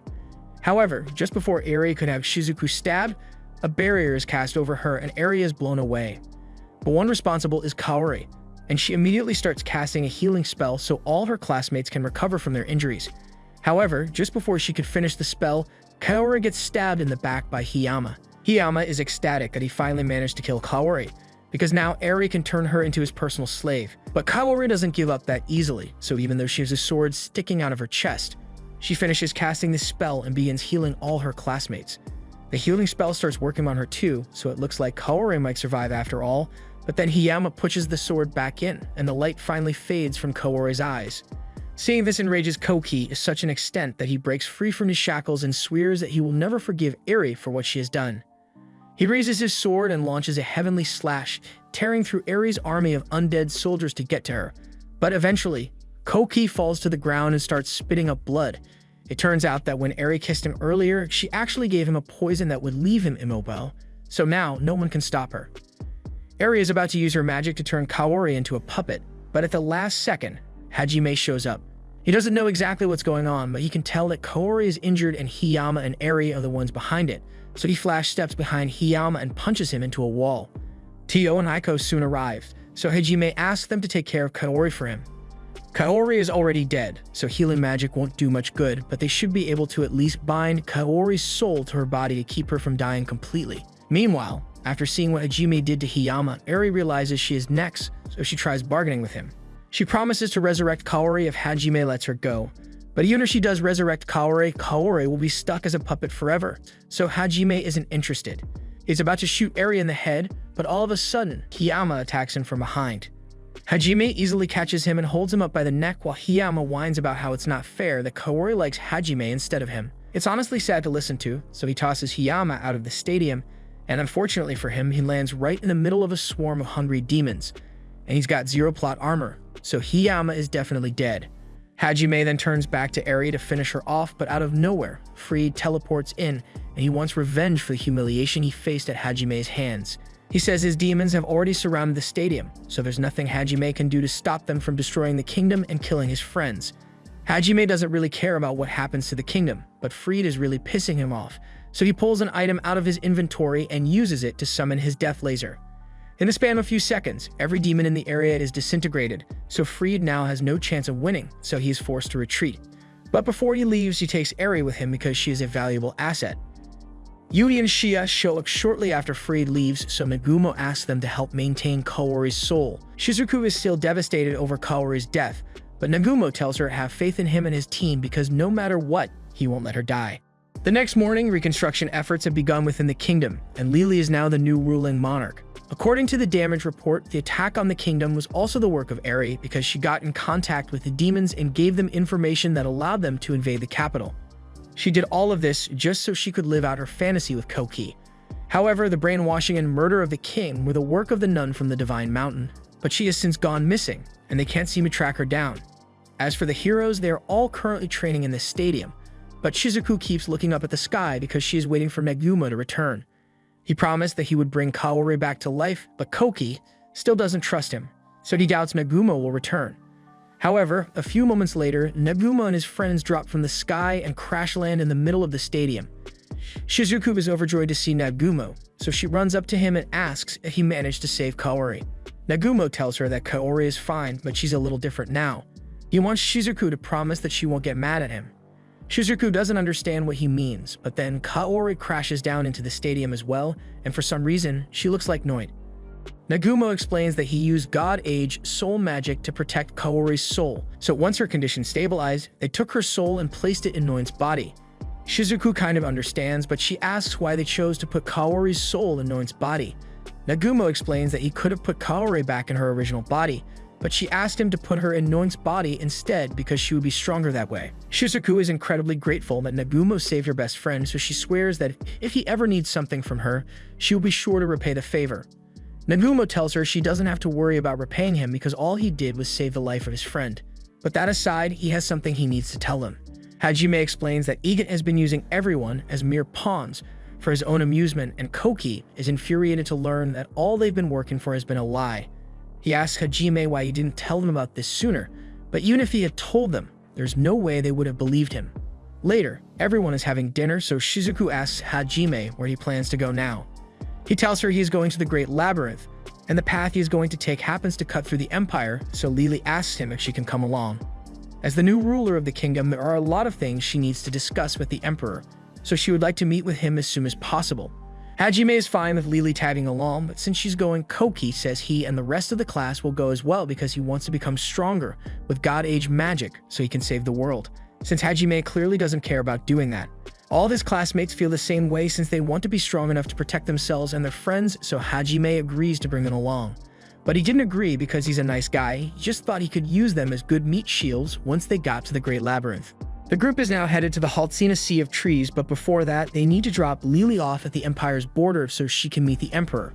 And honestly, she's not looking forward to it, because the Empire is really oppressive. It is comprised of strong adventurers and mercenaries, and they use their strength to take whatever they want from the weak. The Empire also heavily looks down on beast people like Shia and often enslaves them simply for the thrill of it. Before Shia met Hajime and Yui, her entire village was destroyed and a lot of her friends and family were killed right before her eyes, while the rest were enslaved by the Imperial soldiers. Shia managed to escape the massacre, but she has been blaming herself for the incident ever since because she couldn't do anything to save them back then. After hearing Shia's story, Koki refuses to stand by while such injustice is occurring. He tells Hajime that conquering the Great Labyrinth will have to wait because he wants to go save Shia's family from the Empire. However, Hajime tells him he's not getting involved. Slavery isn't illegal in this world, and he isn't interested in potentially starting a war with the Empire. A little while later, Hajime's scanner spots an Imperial carriage, and it's the same kind that is used to transport slaves, so Koki asks Hajime to land the ship so they can rescue them. However, Hajime tells him to wait because he spots two bunny girls running away from the carriage, and he and Shia recognize those two Lana and Mina from the Halia tribe. Koki accuses Hajime of abandoning the bunny girls since he doesn't want to go down to help, but Hajime asserts that those two are perfectly capable of handling themselves, and the fact that they are running away like damsels in distress must mean they are leading the Imperial soldiers into a trap. A few moments later, Hajime is proven right as the Imperial soldiers are ambushed and slaughtered by the group of bunny people. However, one of the soldiers managed to survive and was about to blast one of the bunny people with a spell. But before that could happen, Hajime fires a bullet from the sky that vaporizes the soldier. Mina and Lana recognize Hajime's attack, so they all look to the sky and salute him because it has been a long time since they've seen their boss. Hajime invites all the bunny people onto his ship, and once they are all aboard, he asks why they were all out here in the first place. Par explains that they were attacked by the Empire again, but this time their goal wasn't to invade their land, it was to kidnap as many bunny people as possible. They were able to fight off the first wave of Imperial soldiers and managed to capture a few soldiers, but they also suffered a few losses on their end. By interrogating the captured soldiers, they figured out what's going on, and apparently the Empire was attacked by monsters led by the demons, and as a result, the capital was badly damaged, so they are trying to replenish their labor force. And by that, they mean the Empire wants to enslave more beast people and work them to death to rebuild their city. Obviously, they had no intention of letting their brethren be turned into slaves, so the chief of their tribe set up a task force to go rescue them. However, not long after the task force arrived in the capital, they disappeared. That's why Lana and the others are out here looking for clues as to what could have happened to the chief and the task force. Hajime knows Shia must be worried about her father and the rest of her people, so as much as he wanted to avoid getting involved in the Empire's business, he can't ignore it anymore. The group soon arrives in the Empire, and all the rumors about it being attacked by demons are true. Just then, Koki spots an enslaved beastman child being forced to work on the reconstruction. And when the child falls over, one of the Imperial soldiers walks over with a stick to beat him. Koki refuses to stand by and let that happen, so he is about to confront the soldier. However, before he could do anything, Hajime flicks a rock at the soldier and knocks the stick out of his hand. Hajime really doesn't care if Koki gets himself into trouble with his heroic inclinations, but he doesn't want to get dragged down with him, so he tells him to tone it down. Koki asks Hajime if he is really going to ignore the suffering of that child even though he cares so much about Shia, and the answer is yes. Shia is precious to him, but Hajime has never met that boy before, so he has no reason to go out of his way to help him, and certainly not when they have a mission to accomplish. He reminds Koki that they are here to gather intel on Shia's family, so that takes priority over saving the other enslaved beastman right now. The group then proceeds to ask around the capital for any information regarding Shia's father and the task force, and from what they can gather, Cam and the others must have gone on a rampage through the city to rescue the enslaved beastmen, but at some point they were subdued and arrested by the Imperial army. Hajime intends to take Shia and Yui to break the task force out of prison, but Koki asks Hajime if it's possible to resolve this peacefully. Lily is here meeting with the Emperor, and Koki is known all across the continent as the summoned hero, so he's convinced that they can just request that Cam and the task force be released from prison. However, Hajime points out that there are many flaws with that plan. For one, Cam and the task force invaded the capital and killed several soldiers on their way in, so there's no way the Empire would just agree to let them go. And additionally, if they were to make a request like that, it could affect Lily's diplomatic mission and put her at a disadvantage. Koki realizes how dumb his idea was because the last thing he'd want to do is cause trouble for Lily, but Hajime tells him there's still a way for him to make himself useful. He's going to need someone to create a distraction while he breaks into the prison to free all the bunny people. And it is very important that they all wear these Power Ranger masks to keep their identities secret. Hajime had a lot of other ways to disguise them, but he thought this would be funny, since none of his classmates think Power Rangers are cool. That night, Koki and the others launch an attack on the Imperial prison with their masks on to hide their identity. Too bad they forgot that everyone on the continent knows what their outfits and weapons look like too. While Koki and the others are distracting the guards, Hajime, Shia, and Yui sneak into the dungeon to break the bunny people out. But he's a little surprised when he sees that aside from a few bruises, they are mostly fine. He was sure the Empire would have done far worse to all of them, but it looked like they were just being interrogated, although Cam got the worst of it since he's the Halia Bunny Tribe's chief. After releasing him as well, Hajime transports all the rabbit people back to the surface, a few miles away from the capital, and Shia is really glad to see them again. Now everyone is safe, however. Cam says he has something he wants to discuss. He tells Hajime that he is planning to go to war with the Empire, but as soon as Shia hears that, she points her hammer at her father and says there's no way she won't allow it because it's practically a death sentence. Hajime grabs Shia's tail and tells her to at least hear Cam out before threatening to put him in a coma. Once Shia has calmed down, Cam explains that the Emperor seems to have taken an interest in the rabbit people recently. Normally, rabbit people are incredibly weak, but thanks to Hajime's training, the people of the Halia tribe were able to become strong, and that caught the Emperor's attention. He now wants to enslave all rabbit people and make them his pets, so it is likely that he will attack more rabbit villages soon. The Halia are strong enough to defend themselves, but the other rabbit tribes won't be able to put up a fight if the Imperial army attacks. Cam doesn't want to let his brethren suffer at the hands of the Emperor, which is why he plans to declare war on the Empire and fight for his people. Hajime understands where Cam is coming from, but he tells Cam that he and his people stand no chance in a direct confrontation against the Empire, which is why he is going to help them come up with the perfect strategy to ensure their victory. The next morning, Princess Lily meets with the Emperor and he seems pleased to see her. Unfortunately, she comes bearing bad news as she informs the Emperor that the kingdom's former king, as well as the bishop, have died as a result of demon attacks. The kingdom is in dire straits right now, so she asks the Emperor for some support. The Emperor is more than happy to assist since they are united in the fight against the demons. However, he reminds her that she has a role to play in strengthening the bond between the kingdom and the Empire. Lily already knew this would happen, but it doesn't make it any better because the Emperor's son, Baius, is an absolute jerk. In unrelated news, the Emperor says that his prison was attacked by some people wearing weird masks. Lily feigns ignorance and suggests it might have been the demons, and while the Emperor has no proof otherwise, he does point out that the attackers were wearing clothes identical to those of the otherworldly heroes, and one of them was even holding a holy sword. Lily pretends to be baffled, but internally she's cursing Koki for making such a mess for her. And as if things couldn't get any worse, a messenger soon arrives saying Nagumo and the heroes have just arrived at the castle looking for Lily. Meanwhile, outside the castle, Nagumo and the others are greeted by General Halt, and he tells them they will be allowed to enter soon. But then Shia gets a good look at him and turns out to be the same soldier who led the initial attack on Shia's people. As soon as Shia realizes who he is, she is enraged, but she holds herself back to avoid causing unnecessary trouble for Hajime. Once Hajime and the others enter the castle, Lily demands to know what's going on and why he suddenly showed up out of nowhere, but Hajime just tells her she'll see the results later tonight. A little while later, everyone is called into a meeting with the Emperor, and the Emperor seems pretty excited to meet Hajime because he has heard a lot about him. He asks if it's true that Hajime conquered a labyrinth alone and is now capable of making incredibly powerful artifacts. Hajime confirms this, so the Emperor asks him if he is willing to share his technology with the Empire or Kingdom. However, Hajime has no intention of doing that.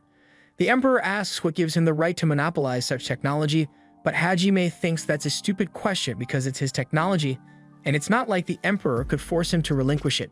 The Emperor has had the entire room surrounded by guards for a while now, but he tells them to stand down.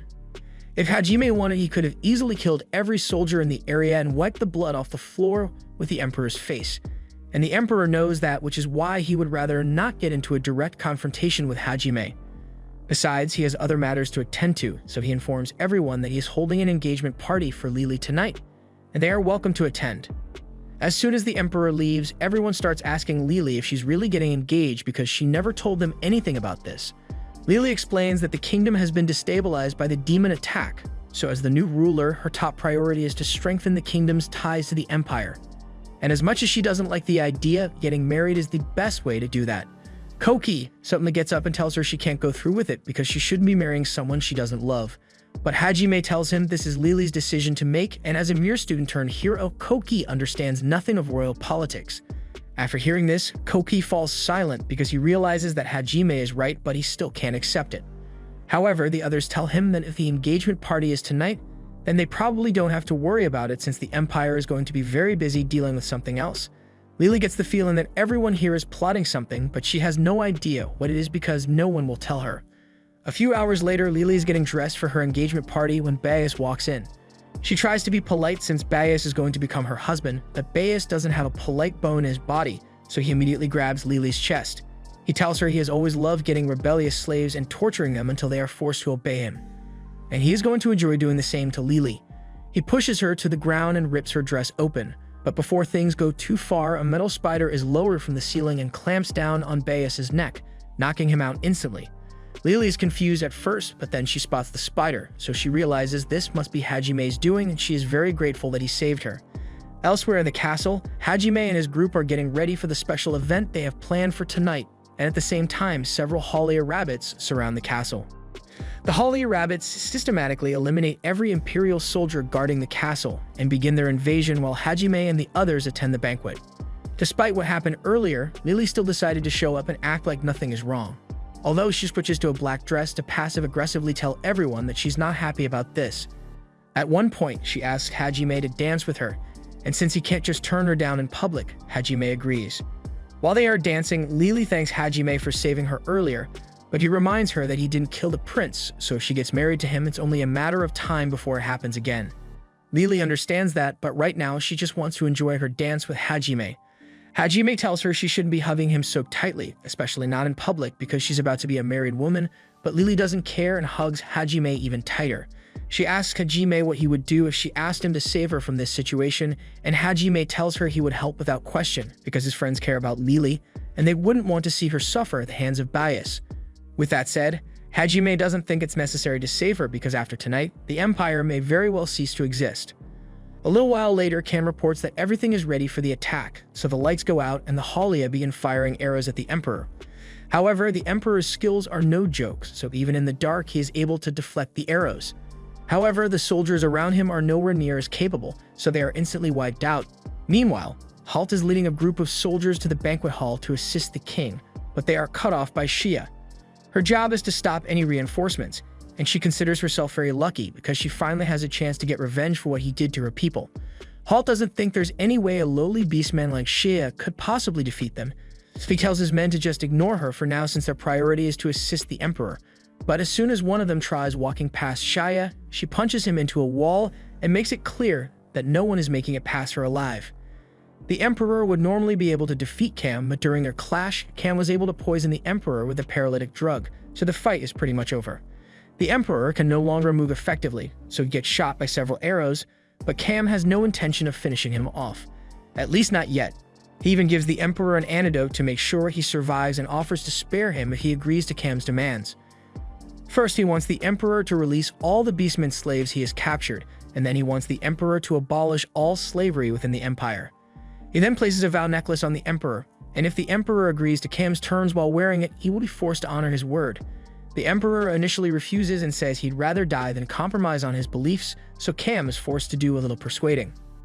He orders his men to bring Bias out and he is executed right in front of the Emperor. However, the Emperor never really liked Bias in the first place, so he remains unfazed. And seeing this, Cam decides to switch to more drastic measures and instruct one of his men to set off the bomb. A loud boo is heard and the Emperor is visibly shaken, so he demands to know what just happened. Cam explains that a barrack was blown up, so around 300 just died. And just to make sure the message is clear, Cam orders another bombing, so another few hundred Imperial soldiers have just died. Cam tells the Emperor that so far, only soldiers have been killed. But if he continues being stubborn, then the children's hospital is next. The Emperor values the lives of his people much more than any prejudicial values he may hold, so he begs Cam to stop and agrees to his demands. The Emperor is a man who has always believed that only the strong deserve respect, and today the Halia have proved their strength and the consequences of attacking them, so they won't have to worry about being targeted again. By the next morning, all the slaves of the Empire have been released and are loaded on Hajime's ship so he can take them back to Beastman tribe. And he's bringing the Emperor as well for peace negotiation reasons. And now that the Rabbit Beastman's issue has been resolved, it's time for them to tackle the Great Labyrinth. However, Hajime can't have Lily tag along for this, so he chucks her through a portal and sends her back to the kingdom. Upon arriving at the Great Labyrinth, they walk through the entrance and use all the proofs they gathered so far to activate it. They are then teleported into a forest area, and Koki offers to lead the way for the group, but Hajime senses that something is off, so without warning, he uses one of his artifacts to restrain Yui, Tio, and Ryutaro. Everyone else asks him what he thinks he is doing, but Hajime tells them that these three are imposters. He then points a gun at Yui and blows her head off, revealing that it really was a mimic, and the same goes for the other two as well. The others are shocked, but they ask him how he knew about the mimics since they seem pretty convincing. Hajime doesn't really know how to explain it, but Yui is the most important person to him in the world, and when they entered the forest, he could immediately tell that the person next to him was not Yui. And the Teo and Ryutaro clones gave off the same vibe, so he acted on his hunch and he was right. However, he has no idea what happened to the real ones. The group continues through the forest until a random goblin pops out of the bushes. Naturally, Kokai rushes ahead to slay it, but before he could, Hajime kicks him away. He then walks up to the goblin and tells everyone that this is Yui. He has no idea how this happened to her, but it looks like she was transformed as soon as she was teleported into this place and she can't use magic anymore. Hajime hands her a communicator so she can talk to everyone, and as soon as they hear Yui's voice, they realize Hajime was right. But that aside, they ask him how he could possibly have known that this is Yui since she looks and sounds exactly like a goblin. But Hajime says he would recognize Yui's lovely eyes anywhere, no matter what form she may take. A little while later, Hajime and the others come across a group of goblins beating up another goblin, but the goblin seems to be enjoying it for some reason, and everyone can immediately tell that it must be Tio. They also later find Ryutaro, in the form of an ogre, so now that the team is back together, they can now focus on clearing this floor. While the others are busy fighting, Tio tells Hajime that she has figured out what the theme of this labyrinth is. They must be trying to test the bond between teammates, and the first test was to see whether they'd be able to recognize their friends who had been replaced by clones and accept them despite being turned into monsters. The group eventually manages to clear the floor and find a hollow tree that should teleport them to the next floor, so they all head inside. Hajime opens his eyes and discovers that he was trapped in a case of amber alongside his friends. While he was trapped, he was shown a perfect world where he and everyone he cares about managed to make it back to Japan together, but through the strength of his will, he was able to reject it and return to reality.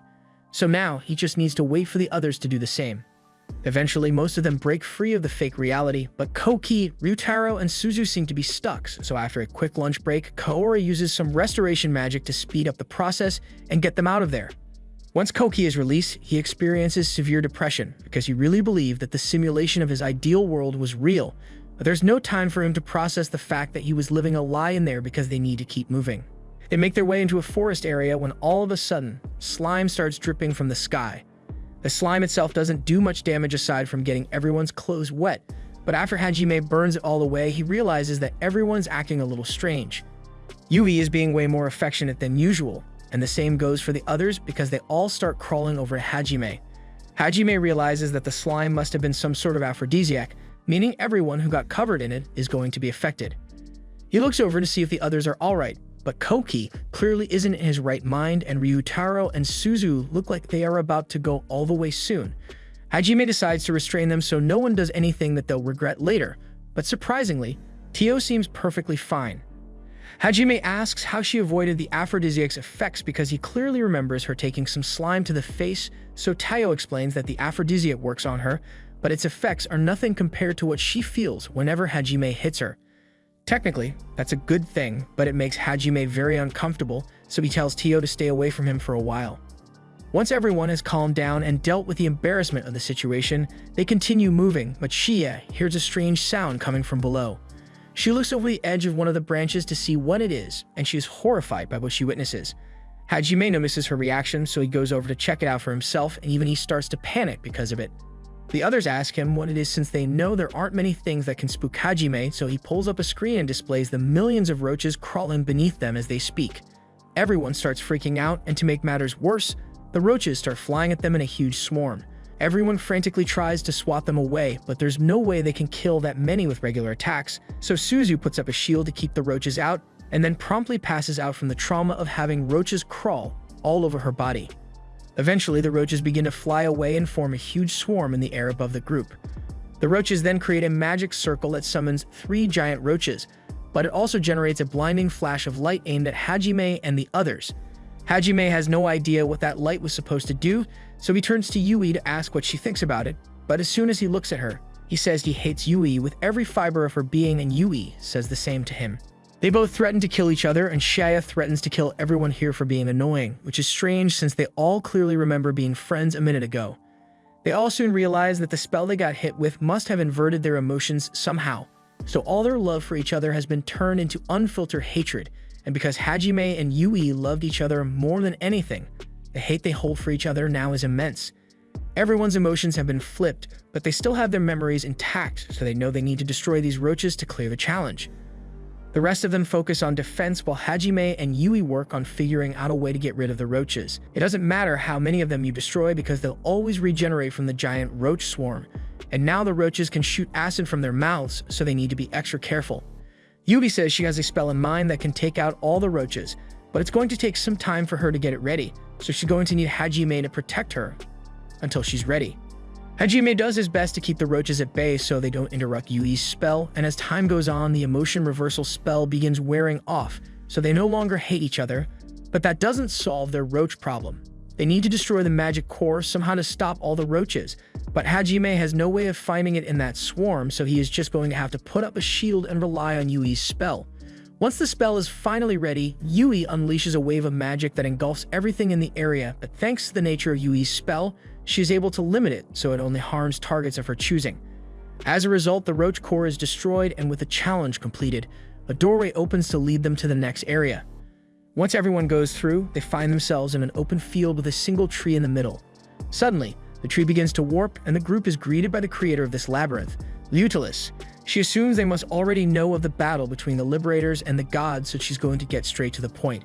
She informs everyone that by passing this labyrinth's test, they have been granted evolution magic. As the name implies, it is a type of magic that can raise things to the next level, and if it is used on all the ancient magics combined, it can create the most powerful type of magic there is, concept magic. It is a type of magic that can implement any concept into this world, essential to rewriting the world's laws. However, it is not easy to use because concept magic isn't created by any logical process, but rather through sheer willpower. It is so difficult that even the 7 liberators were only able to make use of concept magic 3 times throughout their entire lives, and one such use of concept magic created this compass which Lutulus is now giving to the group. It is a compass that always points in the direction of what you're looking for, whether it's Waldo, an object, or even another world. Just to make sure, Hajime asks Yui if she could use the evolution magic to raise her spatial magic to the point it can travel between worlds, but unfortunately, even with her skills, she says a task like that would be impossible for her. He tells her not to worry about it since he already knew it was a big ask, and besides, they still need one more ancient magic before they'd be able to use concept magic, so it will have to wait until they conquered the final labyrinth. On that note, Suzu has a favorite ask Nagumo. She says she wants him to take her along when he goes to conquer the final labyrinth. Hajime asks her why she wanted to take the risk, since even if she doesn't come along, once Hajime acquires concept magic, he can just take them all back to Japan. And Suzu is grateful for that, but she also knows that Hajime won't help her save Eri. Nagumo would probably shoot Eri on the spot if he ever saw her face again, which is why Suzu knows she has to handle this on her own, and to do that, she's going to need to get stronger. Koki joins in, saying he wants to get stronger as well, and since the whole reason Eri betrayed all of them was because she was trying to get to him, he wants to at least talk to her one last time. Ryutaro also wants to come along, but not to save Eri. He just wants to join so he can beat her up for the things she did to them. Nagumo can tell that Suzu is serious about this, so even if he personally doesn't agree with it, he says he will let Suzu try to save Eri. But to be honest, Eri does not deserve to be saved. Right now, she's literally developing an army of undead beast soldiers for the demon army, and the things she did to make this happen are so horrific that even Fried thinks this is messed up. Thanks to the compass, Nagumo is able to locate the final labyrinth very quickly, but it's located on a freezing mountain, so he gives everyone these magic pins to help them stay warm. Shaya is excited to try it out, so she faceplants right into the snow, and the pin really does keep her warm, but unfortunately, that warmth causes her to melt right through the snow and into the labyrinth below, so the others jump in after her. Down in the labyrinth, Shia hears something coming around the corner, so everyone looks in that direction and spots a white bunny.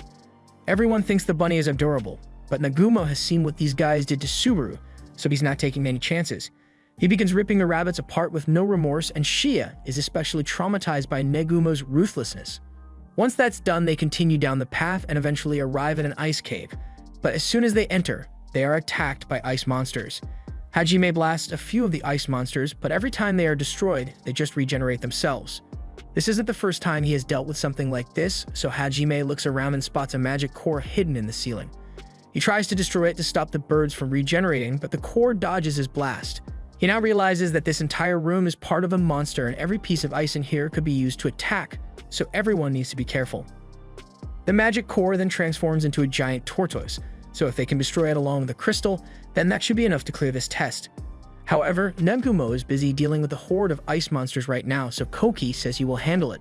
Kokai runs up and uses a divine slash to destroy the monster's eye. However, the tortoise fires a blast at Koki in retaliation, but Suzu creates a barrier to protect everyone from it. The tortoise's eye is already starting to regenerate, so he realizes he won't be able to take this thing down unless he finishes it off in a single blow. and Koki has the perfect move for the job. If he uses Divine Wrath, it should be enough to destroy the tortoise entirely, but it's going to take some time for him to prepare himself, so he asks Shizuku and Ryutaro to keep the monster busy in the meantime. Shizuku and Ryutaro charge forward to distract the tortoise by slicing its legs and smashing its face in. And once Koki is finally done charging his attack, he leaps forward and stabs the tortoise with so much force that it crumbles to pieces in one hit. As the dust settles, Koki is glad that he finally did something useful, but unfortunately, it looks like he failed to completely destroy the core because an ice bird flies down and grabs the core's remains. If that bird manages to place the core back into the wall, then they are going to have to start this whole fight over from the beginning. So Koki tries to use another celestial slash to destroy it for good, however, he's so exhausted that he can barely stand. Luckily, just as the ice bird is about to return the core to the wall, Shizuku manages to slash it to pieces, officially ending the challenge and revealing the exit. The exit leads everyone to a hall of mirror-like ice, but as they are walking, Koki begins to hear a strange voice in his head, so he's starting to get worried. He tells everybody that he just heard a voice in his head asking him if he's satisfied with himself, but none of them heard any voices, so they all look at him like he's crazy and brush it off as his exhaustion from the last fight causing him to hallucinate. Hajime is the only one who is really taking him seriously since he knows the kind of trick the labyrinth can pull, so he asks Shia and Yui to be on the lookout for anything strange. Koki goes up to Hajime and tries to convince him that he isn't imagining things, but Hajime already believes him, so he tells everyone that they shouldn't brush off Koki's symptoms so casually. This is most likely part of the test, so sooner or later they'll all start hearing voices of their own. A little while later, Koki hears the voice in his head again, but this time it's not just him, everyone is hearing a voice in their head, and the voices are taunting them with their deepest insecurities. The voice in Hajime's head is saying that a freak like him has no place in Japan anymore, and if he's being honest with himself, hearing that actually hurts a little. After everything he has done, including all the murder and destruction, it would be harder for him to consider himself a human anymore, so maybe there really is no way he could return to his life back on Earth. But there's nothing he can do about it now, so he just represses the dark thoughts like he always does and keeps moving forward. They eventually come to the end of the hallway and find a gate there, but even though everyone goes through at the same time, when Hajime steps out on the other side, he realizes they've all been separated, but this isn't the first time this has happened, so he's sure everyone will be fine.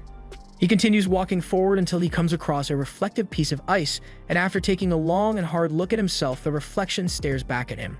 This would be startling to anyone else, but Hajime was kind of expecting this to happen at some point after what Koki experienced earlier. The clone is surprised that Hajime figured it out so quickly, so he steps out and says it's time for Hajime to face himself. The two begin fighting, and they are evenly matched against one another, so no matter how many times they shoot or kick each other, no one is making any progress. As the fight goes on, the clone begins taunting Hajime and asks him if he really believes he still has a home back in Japan. The clone then throws a bunch of grenades at him, so Hajime dodges and pulls out a missile launcher, but the clone does the same. As they blast each other, the clone tells Hajime to admit that he's afraid that his family and friends back home will reject him, and even if he leaves behind his lonely lifestyle, it won't change that fact that his hands are soaked in the blood of countless people. The first time Hajime ever killed a person, he told himself he didn't feel anything. But the truth is that while he may not have felt guilty over killing an enemy, he definitely felt fear from what he had become. As the clone says this, it shoots Hajime's guns out of his hands and closes the distance to land a final shot in Hajime's chest. But Hajime counters with a pinky shot and knocks him back into a wall. He's getting a little tired of listening to the clone talk so much, but he knows the clone isn't just making stuff up. Everything the clone has said so far was gotten from deep within Hajime's heart, so he really is scared that he might not be accepted when he gets home. But regardless of what people think of him, he is going to continue pushing forward. The copy doesn't understand how Hajime could be overpowering it because it knows for a fact that Hajime hasn't overcome any of his dark emotions. The nature of this test is to make the challenger face their dark thoughts and emotions. If you overcome those dark emotions, then the copy will grow weaker and you will be able to win. But Hajime basically just shoved it to the back of his mind and said he'd deal with it in future. As a result, the clone should have strength equal to Hajime's since he is an exact copy, but Hajime clarifies that the clone is an exact copy of him from before he started fighting. This entire fight has given Hajime a chance to go up against his own combat techniques, and after facing himself for a while, he was able to optimize his attacks. So while the clone may have been a perfect copy at the start of the fight, Hajime simply got stronger, so the clone stands no chance. The clone thinks this is unfair because the whole point of this test is to make you confront your dark thoughts, learn about yourself, and grow as a person. But Hajime hasn't learned a single thing, he's just brute forcing his way through and ignoring his problems. But Hajime sees nothing wrong with dealing with his insecurities later, and there's no rule against passing the test like this, so he finishes the clone, and once the exit appears, he leaves. Meanwhile, as part of Yui's test, she is shown some memories from her past, long before Yui ever met Hajime. She was the queen in the vampire kingdom, and after a victorious battle, she was approached by her uncle. Her uncle was really worried about her when he found out she went into battle on her own, so he tells her that her infinite regeneration is making her careless. Yui apologizes for acting without informing him ahead of time, but her uncle isn't particularly angry about it, he's just glad she's okay.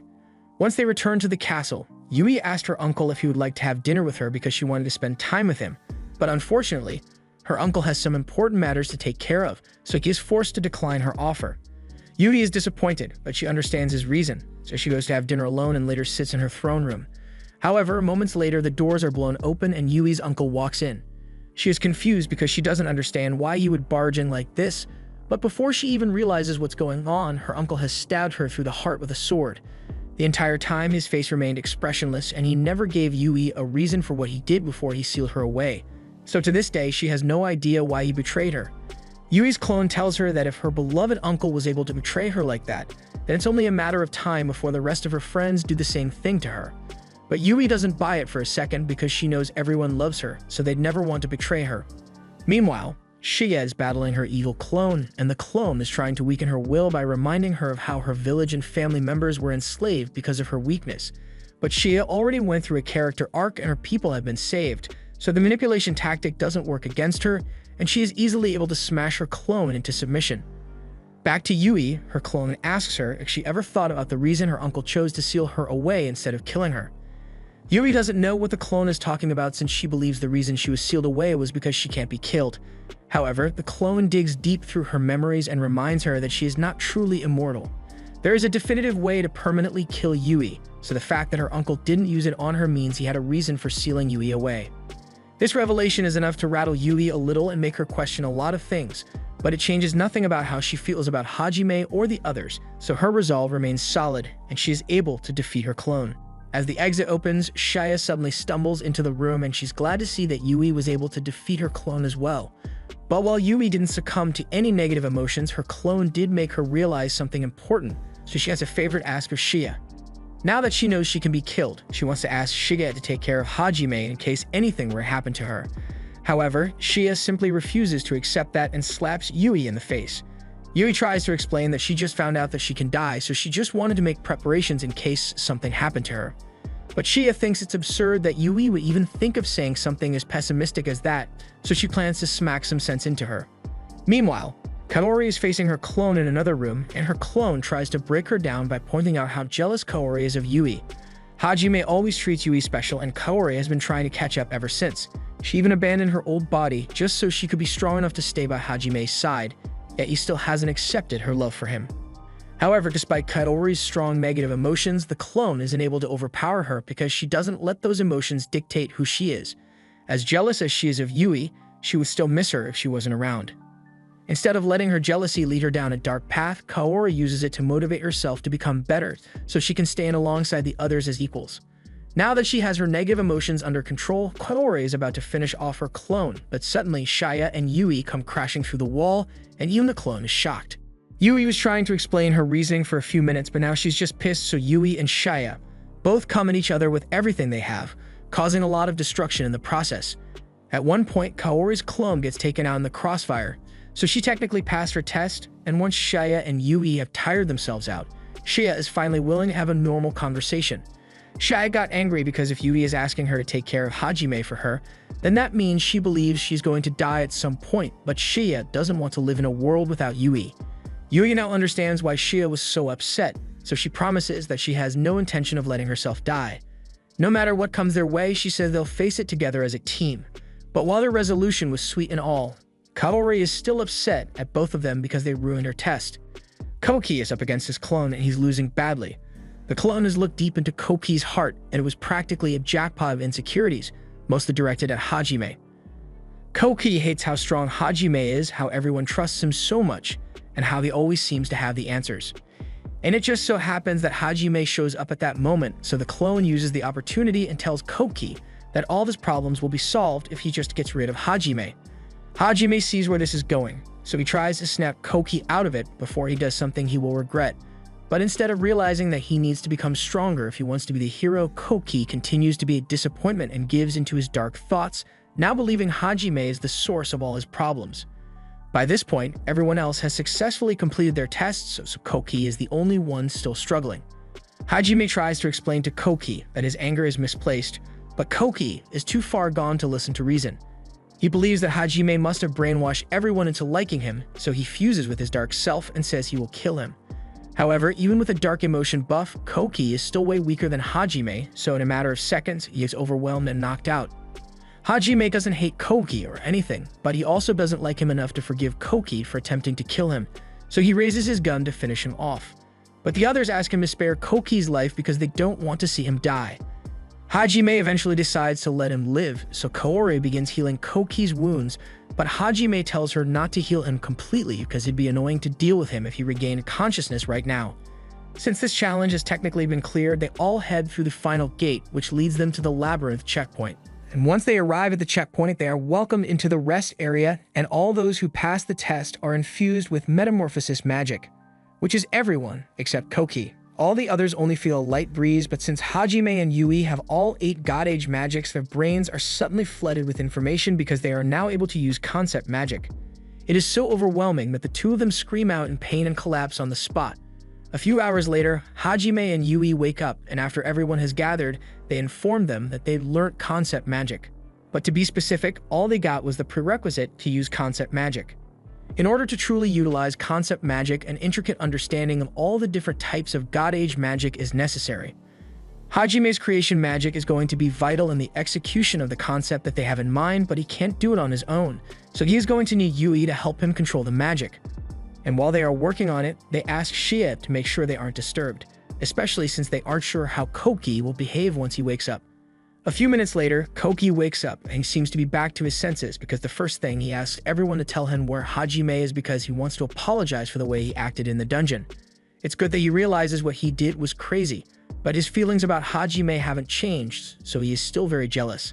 However, he now recognizes that being jealous isn't going to help him get any stronger, especially not now that everyone has acquired metamorphosis magic except him. Just then, they all hear an explosion coming from the room Hajime and Yui are working in, so they rush to go check on them and find Hajime and Yui still in the middle of their spell. In the light of the spell, they all see the horrors that Hajime had to endure in Orcus and everything he had to do to make sure he got out alive. The weeks he spent in the Orcus Labyrinth are what shaped his will to survive and go home, and that same will is what gives shape to the concept magic. So in one bright flash of light, a magic key is created. The concept Hajime and Yui imbued into it allows the key to open a gateway to any location of their choice, and after a quick test, Hajime confirms that its portals can transport them back to Japan. This is terrific news, but before they go back, Hajime plans to work on an artifact to prevent them from getting resummoned. And in the meantime, Suzu still plans to go confront Eri, and the others plan to help her, so Hajime creates an ice dragon, and they all ride off the mountain together. The end.